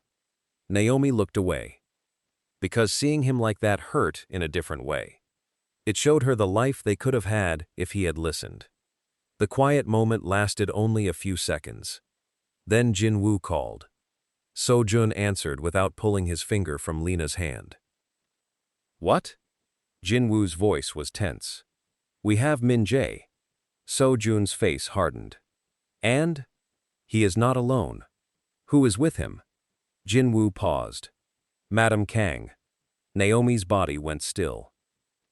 Seo-jun slowly removed his hand from Lina's grip. His voice turned cold. Put them in separate rooms. Already done. And Jin-woo? Yes, boss? No one speaks to them before I arrive. Seo-jun ended the call. Naomi held Lina close again. You are going? Yes. I am coming with you. Seo-jun immediately shook his head.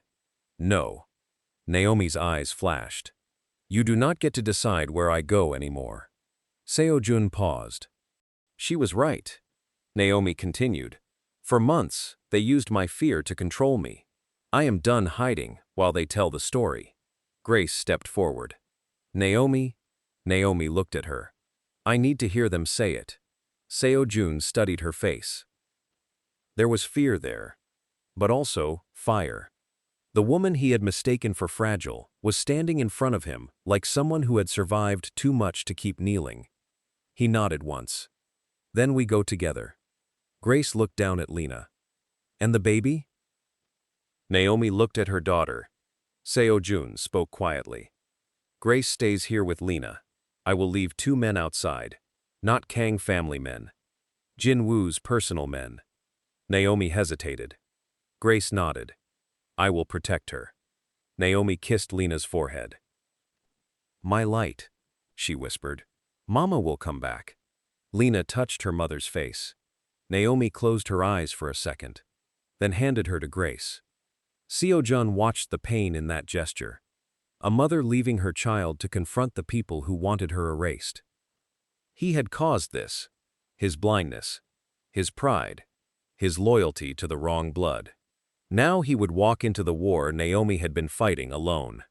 And before the night ended, someone in the Kang family would finally answer for it. The old casino floor beneath Kang Imperial Hotel had been closed for renovations for 6 months. Officially. Unofficially, Seo-jun used it for meetings that required privacy, pressure, and no witnesses except the cameras he controlled. The room was wide and dark. Golden walls. Covered tables. Inactive slot machines lined like sleeping ghosts. At the center stood 2 glass offices facing each other. In one, Kang Min-jae sat with his tie loosened and anger in his eyes. In the other, Madam Kang sat perfectly still, as if even detention had to respect her posture. Seo-jun entered with Naomi beside him. The men in the room looked surprised to see her. Min-jae saw her through the glass and laughed. Madam Kang's face did not change, but her eyes moved to Naomi's stomach first, then to her arms. Empty, Naomi noticed. So did Seo-jun. His voice was low. She looked for the baby before she looked at me, Naomi whispered. She always does. Seo-jun looked at Jinwoo. Start with Min-jae. They entered the glass office. Min-jae leaned back. Well, the runaway wife returns. Seo-jun closed the door. Naomi stood beside him. Min-jae's smile widened. I see you found someone to cry to. Seo-jun moved so fast, Min-jae barely saw it. He slammed his brother against the glass wall with one hand around his throat. The room outside froze. Seo-jun's voice was calm. Say one more careless word. Min-jae's eyes widened. For the first time, he looked afraid. Naomi stepped forward. Let him speak. Seo-jun held him 1 second longer, then released him. Min-jae coughed, fixing his collar. You have lost your mind over her. Seo-jun placed the baby bracelet on the table. Min-jae stopped coughing. His eyes flickered. There it was. Recognition. Seo-jun leaned over the table. You know what this is. Min-jae looked away. No. Naomi spoke softly. You were always a bad liar, Min-jae. His eyes snapped to her. You should have stayed gone. Seo-jun's face darkened. Naomi did not flinch. Why were you looking for my daughter? Min-jae laughed. Your daughter? Our daughter, Seo-jun said. Min-jae's smile faded. The room became heavy. Seo-jun continued. Why? Min-jae's eyes moved between them. Then he leaned back and smiled bitterly. You really do not know. Seo-jun said nothing. Min-jae laughed again, but this time it sounded desperate. Of course you do not. The great Kang Seo-jun, feared by everyone, blind inside his own house. Seo-jun stepped closer. Explain. Min-jae's voice dropped. Father's final will. Seo-jun froze. Naomi looked at him. What will? Min-jae smiled slowly. There it is. He never told you. Seo-jun's eyes narrowed. My father's will was settled years ago. No, the public one was. Min-jae leaned forward. There was another document. A bloodline clause. The first legitimate child born to the head of the Kang family would inherit controlling rights to the private trust. Seo-jun stared at him. Naomi's hand tightened at her side. Min-jae continued. Not the hotels, not the casinos, the real empire, the offshore accounts, the land titles, the security companies, the voting shares no one talks about. Naomi whispered, Lina. Min-jae looked at her. Yes, Lina. Hearing the name from his mouth made Seo-jun move again, but Naomi touched his arm. A small touch. Enough. Seo-jun stopped. Min-jae saw it and smiled. You see? This is exactly why mother hated her. Not because she was foreign. Not only that, because she gave birth to the one person who could take everything. Seo-jun's voice was dangerous. And you? Min-jae's smile vanished. I was supposed to inherit if you had no child. Silence. There it was. Not family honor. Not tradition. Money. Power. Inheritance. The oldest sins wearing expensive clothes. Naomi felt sick. All this for control? Min-jae looked at her with contempt. You think this family runs on love? Naomi's voice was quiet. No, I learned that very well.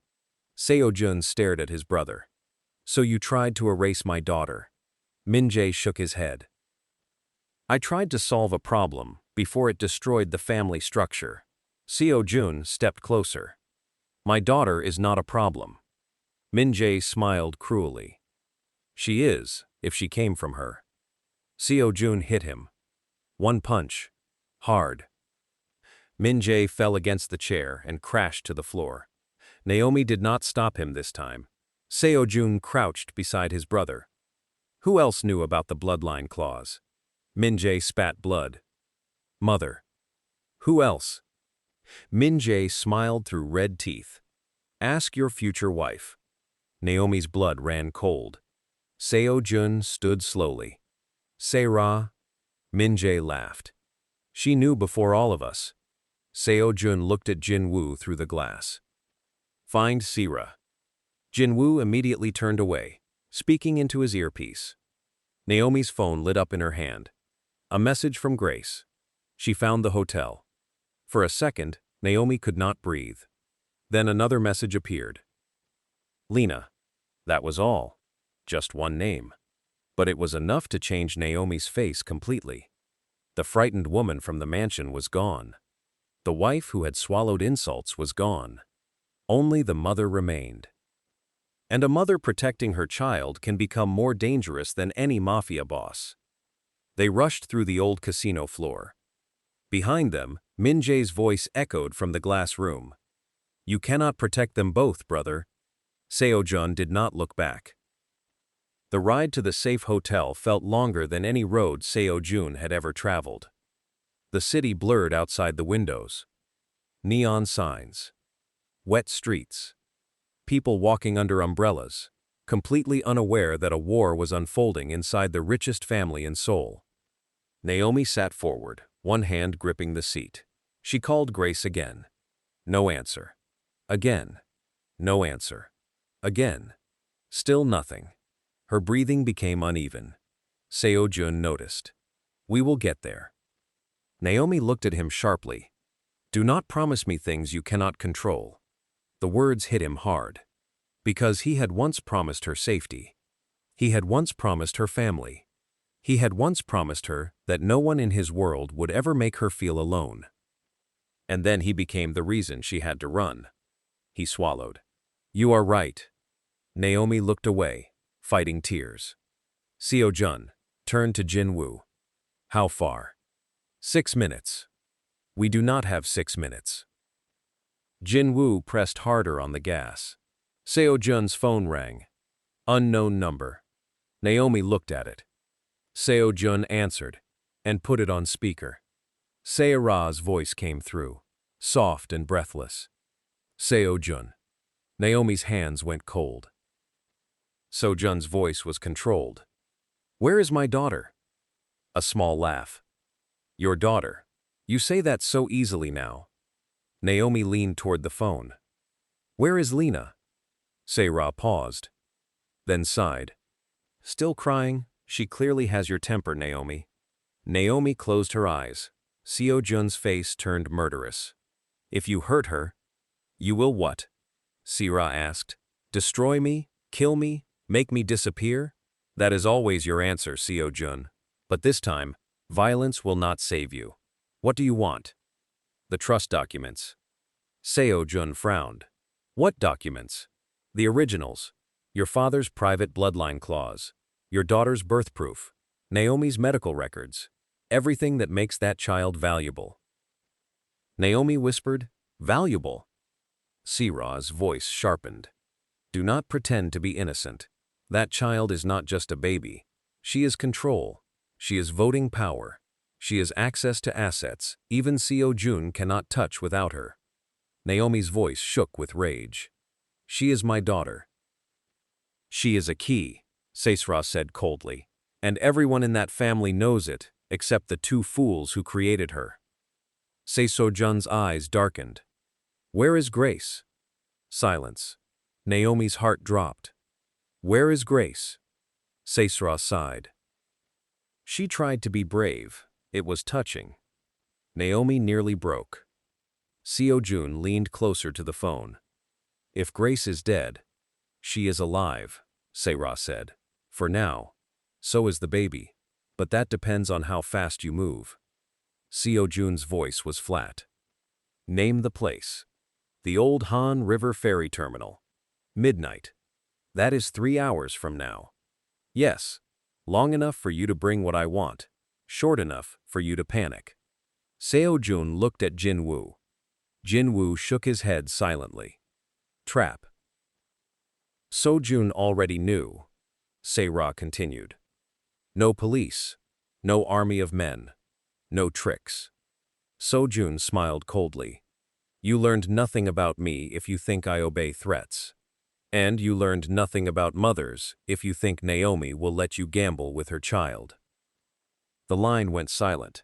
Seo-ra knew exactly where to press. Naomi reached for the phone. "Let me hear her." Sarah paused. Then the faint sound of a baby crying came through the speaker. Naomi covered her mouth. "Lina." The crying continued. Small. Afraid. Alive. Then the sound disappeared. Sarah returned. "Midnight. Bring the documents. Or the next time you hear her voice, it will be in a recording." The call ended. Naomi stared at the phone. Her body shook. Seo-jun turned to her. "Naomi?" She slapped him. The sound cracked through the car. Jin-woo kept driving. Seo-jun did not move. Naomi's tears fell now. Fast. Angry. "You brought us here." He accepted it. "Yes." "You brought us into the open." "Yes." "I trusted you for 1 hour, Seo-jun. 1 hour." His face tightened. "I know. My daughter is gone because I trusted you." The words almost destroyed him. But he did not defend himself. He did not say, Sarah would have found them anyway. He did not say he was trying. He did not reach for excuses. He simply took the truth. Because Naomi deserved that. After everything, she deserved at least one moment where he did not argue with her pain. The car entered the hotel garage. Jin-woo stopped near the private elevator. Seo-jun spoke quietly. "Naomi. Hate me after we get her back." Naomi looked at him through tears. "I already hate you." Seo-jun nodded. "Then use it. Stay alive with it. But right now, we need to think." She looked away. But she listened. That was enough. They entered the suite. The door had been forced. 2 of Jin-woo's men lay unconscious near the entrance. Not dead. Grace was on the floor near the bedroom door, wrists tied, blood at the corner of her mouth. Naomi ran to her. "Grace!" Grace groaned. Naomi untied her quickly. "Where is Lina?" Grace's eyes filled with tears. "I tried. Naomi, I tried. I know. Where?" Sarah took her. There were 4 men, maybe 5. One had a scar under his eye. Jin-woo looked up. "Scar under the eye?" Grace nodded. Seo-jun turned. "You know him?" Jin-woo's face became grim. "Chode-sik, former Kang enforcer. He disappeared 2 years ago." "Who did he work for?" Jin-woo hesitated. Seo-jun's voice sharpened. "Who?" "Your mother's private security." Naomi slowly looked at Seo-jun. He closed his eyes briefly. "Madam Kang." Again. Grace coughed. She said something before leaving. Naomi held her. "What?" Grace looked at Seo-jun. She said, "Tell Seo-jun his mother should have ended this properly the first time." The room fell silent. Naomi whispered, "The first time?" Seo-jun looked at Grace. "What first time?" Grace shook her head. "I do not know, but she said it like she wanted you to understand." Seo-jun stood still. A memory moved somewhere behind his eyes. A childhood whisper. A forbidden room. His mother crying behind a locked door. His father refusing to speak for 3 days. He had been too young then to understand. But now, the past was reaching for him. Naomi stood slowly. If there was another child. Seo-jun's face hardened. "Then my mother has done this before." Grace closed her eyes. "God help us." Seo-jun looked at Jin-woo. "Where would my father keep something he wanted hidden from my mother?" Jin-woo did not hesitate. "The mausoleum." Naomi looked between them. "The what?" Seo-jun's voice was low. "My father had a private archive beneath the family mausoleum." Naomi stared at him. "You keep legal documents in a mausoleum?" Jin-woo answered. "Old Chairman Kang trusted dead men more than living ones." Seo-jun looked at the clock. 9:08 p.m. Less than 3 hours until midnight. "We get the documents," he said. "Then we get Lina." Naomi stood straighter. "I am coming." Seo-jun did not argue this time. No one would dare stop you. The family mausoleum sat on a private hill outside Seoul, a place of stone, pine trees, and old money. The rain had stopped by the time they arrived, but mist clung to the ground. The graves of the Kang ancestors lined the slope in perfect rows. At the top stood a black stone building guarded by two bronze lions. Naomi stepped out of the car and shivered. This place feels dead. Seo-jun looked at the mausoleum. It is. Jin-woo handed him a flashlight. No visible guards. Seo-jun frowned. That is not good. Naomi looked around. Why? Because my family never leaves valuable things unguarded, unless someone has already been here. They entered through the iron doors. Inside, the air smelled of stone and old incense. Names were carved into black walls. Chairman Kang's memorial sat at the center. Seo-jun walked to the altar and pressed his thumb against a hidden scanner beneath the incense drawer. A panel opened in the floor. Naomi stared. Your family is insane. Seo-jun almost smiled. Only on quiet days. They descended a narrow staircase into a private archive. Metal shelves. Sealed boxes. Fireproof drawers. Old photographs. Contracts. Records that could destroy half of Seoul if made public. Seo-jun moved straight to the back wall. Trust documents should be in Vault 3. He entered a code. The vault clicked open. Empty. Seo-jun froze. Naomi stepped closer. They are gone. Jin-woo checked the shelf. Not all. He picked up a torn piece of folder paper. The label read, Private Bloodline Trust. Addendum B. Naomi's chest tightened. Who took it? A voice came from behind them. I did. They turned. Madame Kang stood at the bottom of the staircase, dressed in black, calm, as if she had been invited. Behind her stood two armed men. Seo-jun slowly stepped in front of Naomi. His voice was cold. Mother. Madame Kang looked at him, then at Naomi. You always had a talent for surviving, Naomi. Naomi's voice was steady. And you always had a talent for calling cruelty tradition. Madame Kang smiled faintly. Still dramatic. Seo-jun stepped forward. Where is my daughter? Madame Kang's face changed at the word. Daughter. Not child. Not mistake. Daughter. You are making a dangerous choice, she said. No. I made the dangerous choice when I believed you. Her eyes hardened. You were a boy. I protected you. From what? From weakness. Seo-jun stared at her. What happened to the child before Min-jae? For the first time, Madame Kang's expression cracked. Only slightly. Naomi looked at Seo-jun. What child? Madame Kang's lips tightened. Your father was a foolish man. Seo-jun's voice dropped. What did you do? Madame Kang lifted her chin. I did what had to be done. Naomi's stomach turned. Seo-jun stepped closer. Where is Lina? Madame Kang looked at him with cold disappointment. You still do not understand. That child is not just your daughter. She is a threat to everything built before you were born. She is a baby. She is a legal weapon. She is my child. Madame Kang's voice sharpened. She is Naomi's child. The words hit the archive like poison.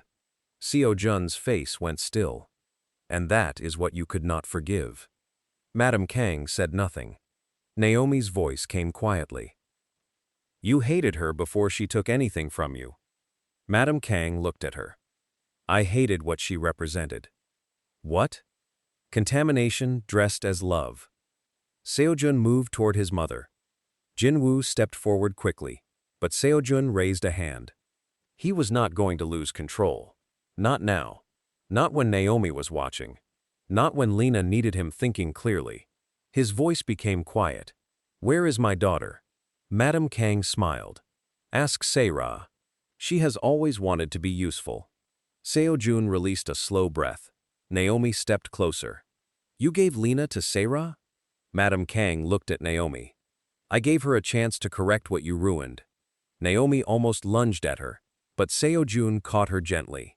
Not to control her. To keep her from losing herself.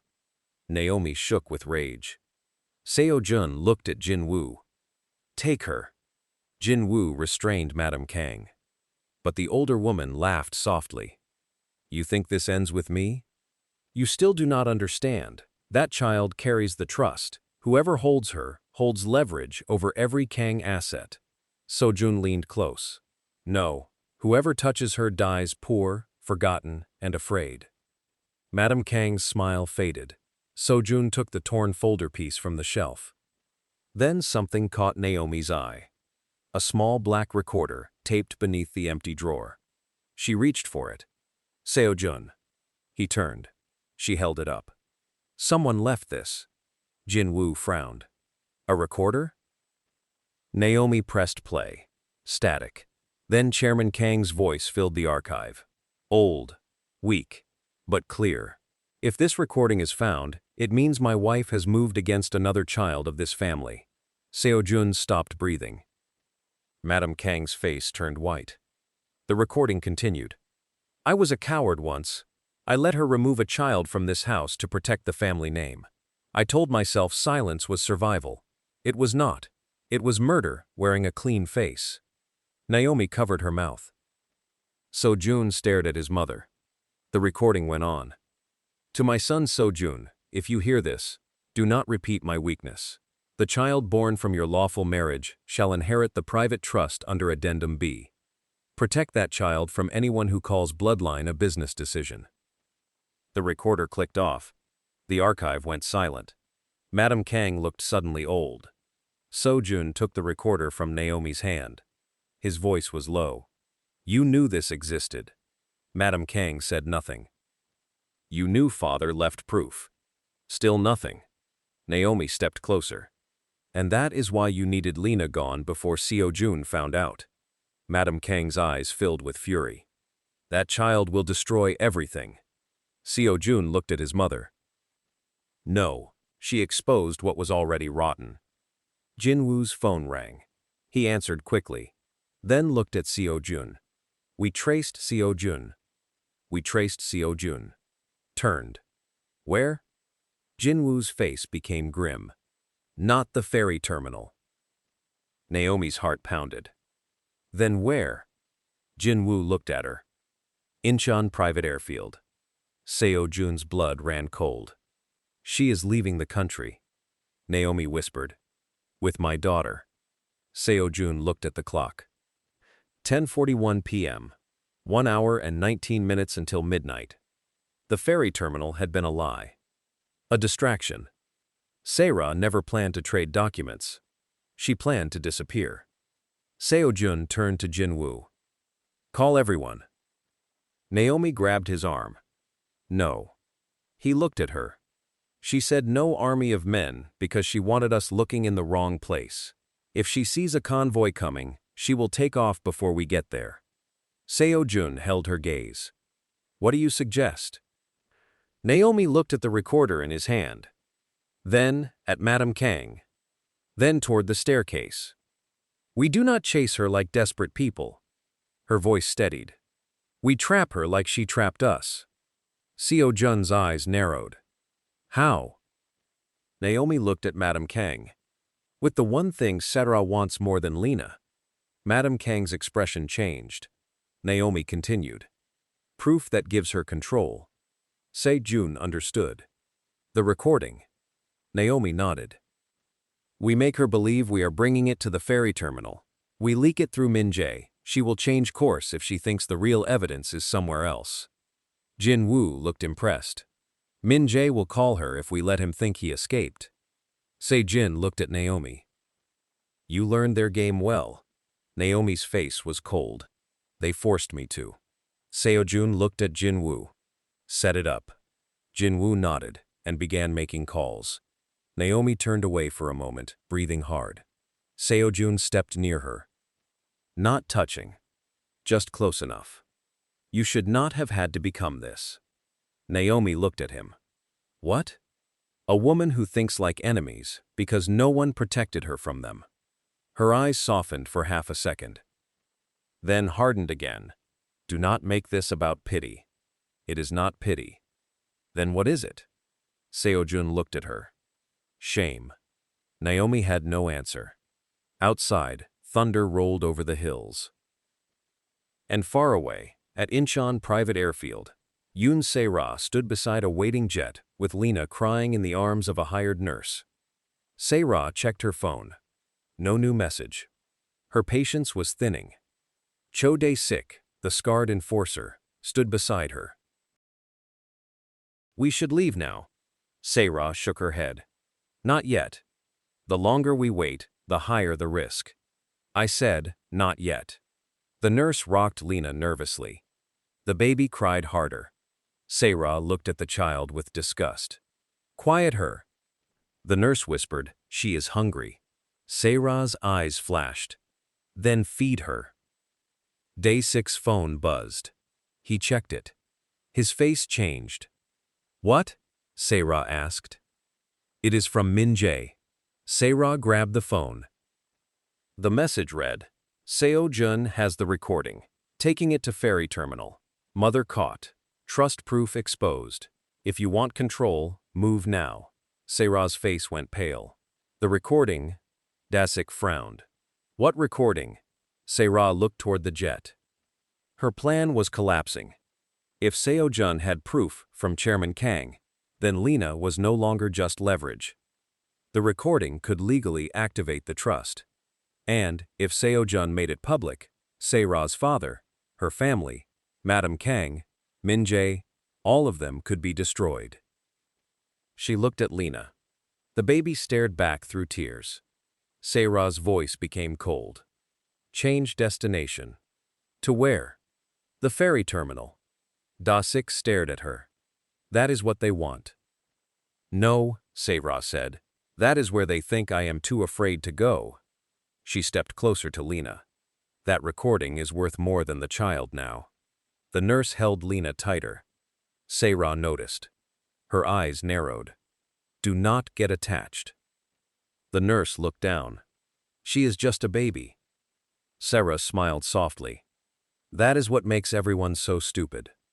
At 11:36 p.m., the old Han River ferry terminal stood dark beneath a sky heavy with clouds. Abandoned ticket booths. Rusted railings. Water slapping against concrete pillars. A place where old ships once carried people across the river before bridges made them unnecessary. Now it looked forgotten. Perfect for betrayal. Seo-jun arrived first. No convoy. Only one car visible.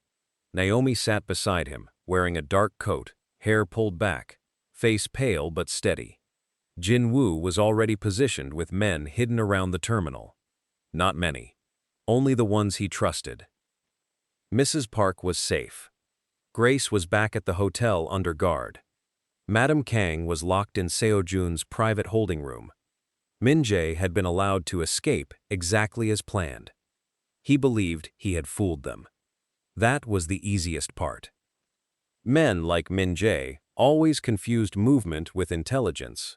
Se-jun checked his watch. 11:48 p.m. Naomi looked at the river. She is late. She will come. How do you know? Because Se-ra does not want to run poor. Naomi's jaw tightened. Seo-jun glanced at her. You were right about her. I know. I should have been. Naomi did not answer. Seo-jun looked down. Naomi. She kept staring at the water. What? If something happens tonight, do not. He stopped. She turned to him. Do not give me a final confession beside a river like this is some tragic romance. Get my daughter back. Then speak. Seo-jun looked at her. Then nodded. Fair. A faint sound of engines approached. Headlights appeared beyond the terminal gate. One black van. Then another.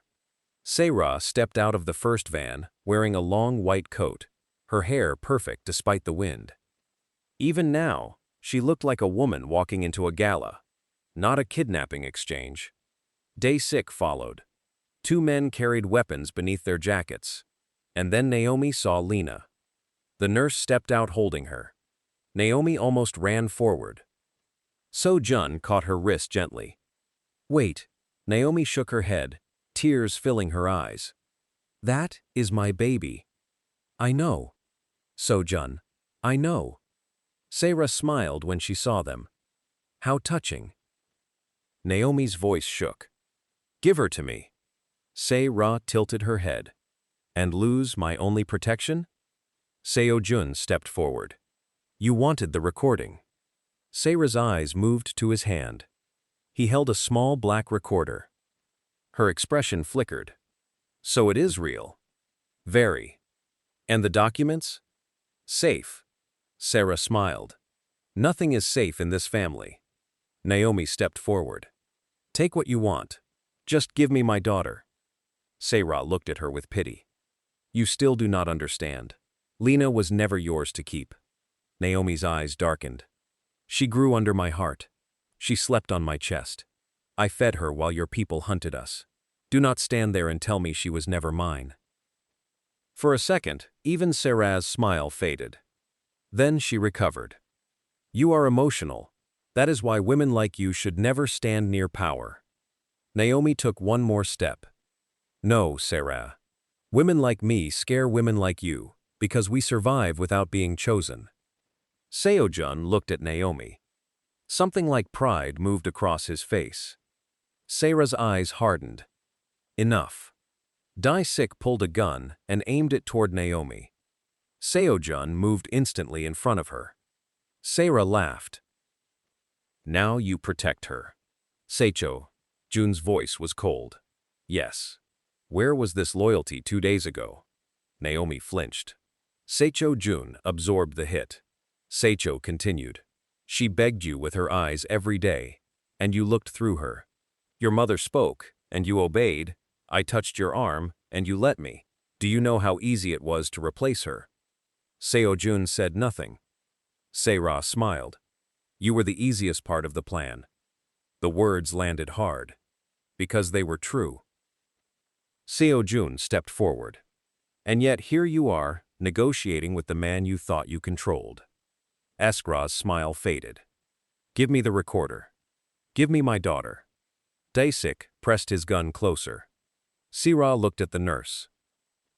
"Bring the child." The nurse walked forward slowly with Lina crying in her arms. Naomi trembled.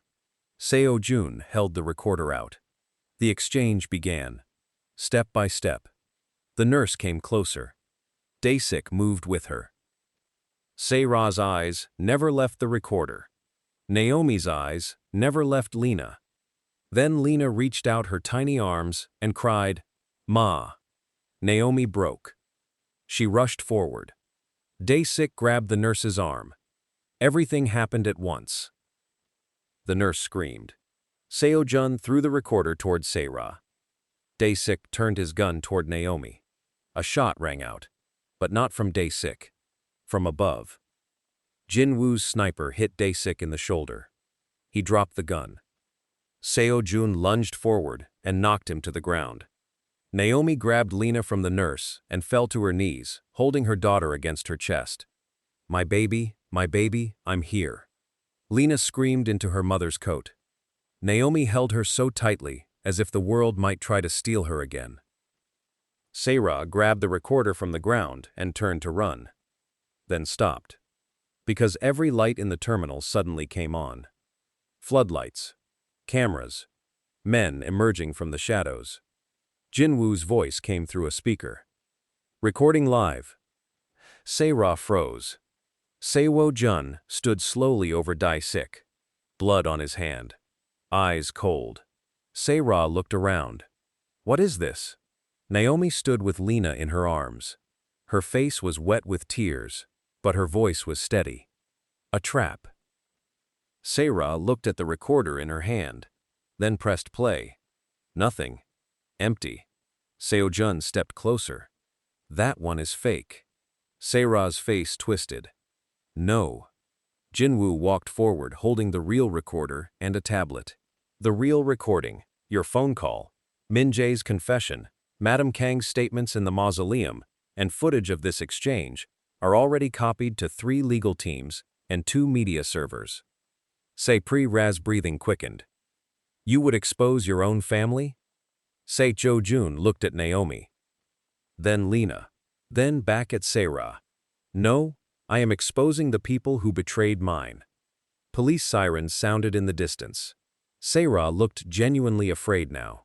For the first time all night, the mask was gone. You cannot do this to me. Naomi stepped forward. Lina clung to her. You helped hunt my child. Seo-Ra's voice broke. I was supposed to be his wife. Naomi stared at her. And that made my daughter disposable? Seo-Ra's eyes filled with rage. She should never have existed. The terminal went silent. Seo-Jun's face changed. Naomi handed Lina carefully to the nurse, who had stepped back trembling. Then Naomi walked towards Seo-Ra. Seo-Jun did not stop her. Seo-Ra lifted her chin. What? Are you going to hit me? Naomi stopped in front of her. No. Then she leaned closer. I want you alive long enough to watch the child you tried to erase inherit the name you wanted so badly. Seo-Ra's face collapsed. That hurt her more than a slap ever could. Police cars arrived. Not regular police. Federal investigators Seo-Jun had secretly contacted through Jin Woo. Men his family did not control. Seo-Ra tried to speak. Tried to accuse Naomi. Tried to say Seo-Jun forced her. But the proof was already playing. Her phone call. Her threats. Min-jae's message. Madam Kang's words. Chairman Kang's recording. Step by step, the lie lost its hiding places. Dae-sik was arrested first. Then, Seo-Ra. As officers pulled her away, she looked back at Seo-Jun. You will regret this. Seo-Jun's voice was quiet. The only thing I regret is believing you before I believed my wife. Seo-Ra's eyes filled with tears. Not sadness. Defeat. She was taken away under the harsh white lights of the terminal. Naomi stood near the water, holding Lina again. Seo-Jun approached slowly. He stopped several feet away. Not assuming closeness. Not claiming space. Just standing there. Naomi looked exhausted. Her hair had loosened. Her coat was wet. Lina slept against her shoulder now, one tiny hand gripping the collar. Seo-Jun looked at his daughter. Then at Naomi. It is over, he said softly. Naomi shook her head. No. His face tightened. She looked at him with tired eyes. Tonight is over. The damage is not. He nodded slowly. You are right. Behind them, the river moved black and silver under the lights. For a long moment, neither spoke. Then Seo-Jun said, I will not ask you to come back to the mansion. Naomi looked surprised. He continued, I will not ask you to forgive me tonight. Or tomorrow. Or because I helped save Lina. Her eyes softened slightly. I failed you before any of them could. That truth belongs to me. Naomi looked down at Lina. Seo-Jun's voice became rough. I want to be her father. Not because of blood, because I will earn it. Day by day, if you allow me. Naomi closed her eyes. The pain in her face was quiet now. Deep. Old. I loved you, she whispered. Seo-Jun's throat tightened. I know. No, she said. You do not. I loved you when your house hated me. I loved you when your mother smiled at me like I was dirt. I loved you when you stopped coming home. I loved you even while packing a suitcase to run from the people carrying your name. Seo-Jun's eyes turned wet. Naomi looked at him. That kind of love does not die in one night. Hope flickered in his eyes. But Naomi continued. And it does not heal in one night either. He lowered his gaze. I understand. I need time. You will have it. I need space. You will have it. I need to know that Lina will never become a weapon in your family again. Seo-Jun looked at the sleeping child. She will not. Naomi's voice hardened. Promise me as her father, not as a mafia boss. Seo-Jun looked at her. then slowly removed the Kang family signet ring from his finger. The ring every head of the family had worn. Gold. Heavy. A symbol of power that had ruined too many lives. He placed it on the wet concrete between them. Then he knelt. Not to propose, not to perform, to lower himself before the woman he had failed. "I promise as her father," he said, "and as the man who should have protected her mother first." Naomi stared at him. For a long time. The river moved behind them. Sirens faded. Rain began again, soft and cold. Finally, Lina stirred and opened her eyes. She looked at Seo-jun, then reached one tiny hand toward him. Naomi looked down, then at Seo-jun. After a long pause, she stepped closer. Not fully, just enough. Seo-jun lifted his hand slowly. Lina wrapped her tiny fingers around one of his. Again. The same small grip. The same impossible mercy. Seo-jun bowed his head. And this time, one tear fell. Naomi saw it. She did not forgive him in that moment. Not completely. But something inside her stopped running. 3 weeks later, the Kang family empire faced the largest scandal in its history. Madame Kang was removed from all family authority. Min Jae was arrested for conspiracy, attempted kidnapping, and financial fraud connected to the private trust. Yoon Se-ra's political family collapsed under investigations that had been waiting years for one brave witness and one careless phone call. Cho Dae-sik and the hired men named everyone who paid them. And Mrs. Park finally told her story. The child before Min Jae had not died from illness. He had been taken, hidden, raised under another name by a family paid to disappear. Seo-jun found him, a man now in his 30s. A quiet teacher living outside Busan with no idea he carried Kang blood. That truth broke the last clean image the family had left. But for Naomi, none of that mattered as much as the small apartment Seo-jun bought in her name near the river. Not a mansion, not a prison. A home. Simple, warm, with sunlight in the morning and no guards inside the hallway. Seo-jun visited only when Naomi allowed. At first, once a week, then twice. He brought diapers, groceries, books for Lina. Not diamonds. Not gifts meant to buy forgiveness. Useful things. Quiet things. Things a father should notice. Sometimes Naomi let him feed Lina. Sometimes she did not. Sometimes they spoke. Sometimes they sat in silence. And slowly, without forcing it, Seo-jun learned the language of ordinary love. Showing up on time. Listening without defending himself. Holding Lina while Naomi slept. Leaving when Naomi asked him to. Returning when invited.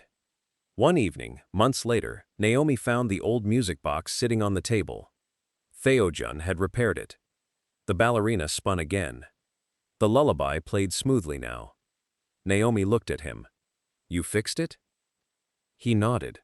"I should have fixed many things sooner." She ran her fingers over the wood. "Some things cannot become what they were. I know. But some things can become something else." Seo-jun looked at her. Not with demand, not with entitlement, with patience. Naomi opened the box. Inside, the red bracelet rested beside a new photograph.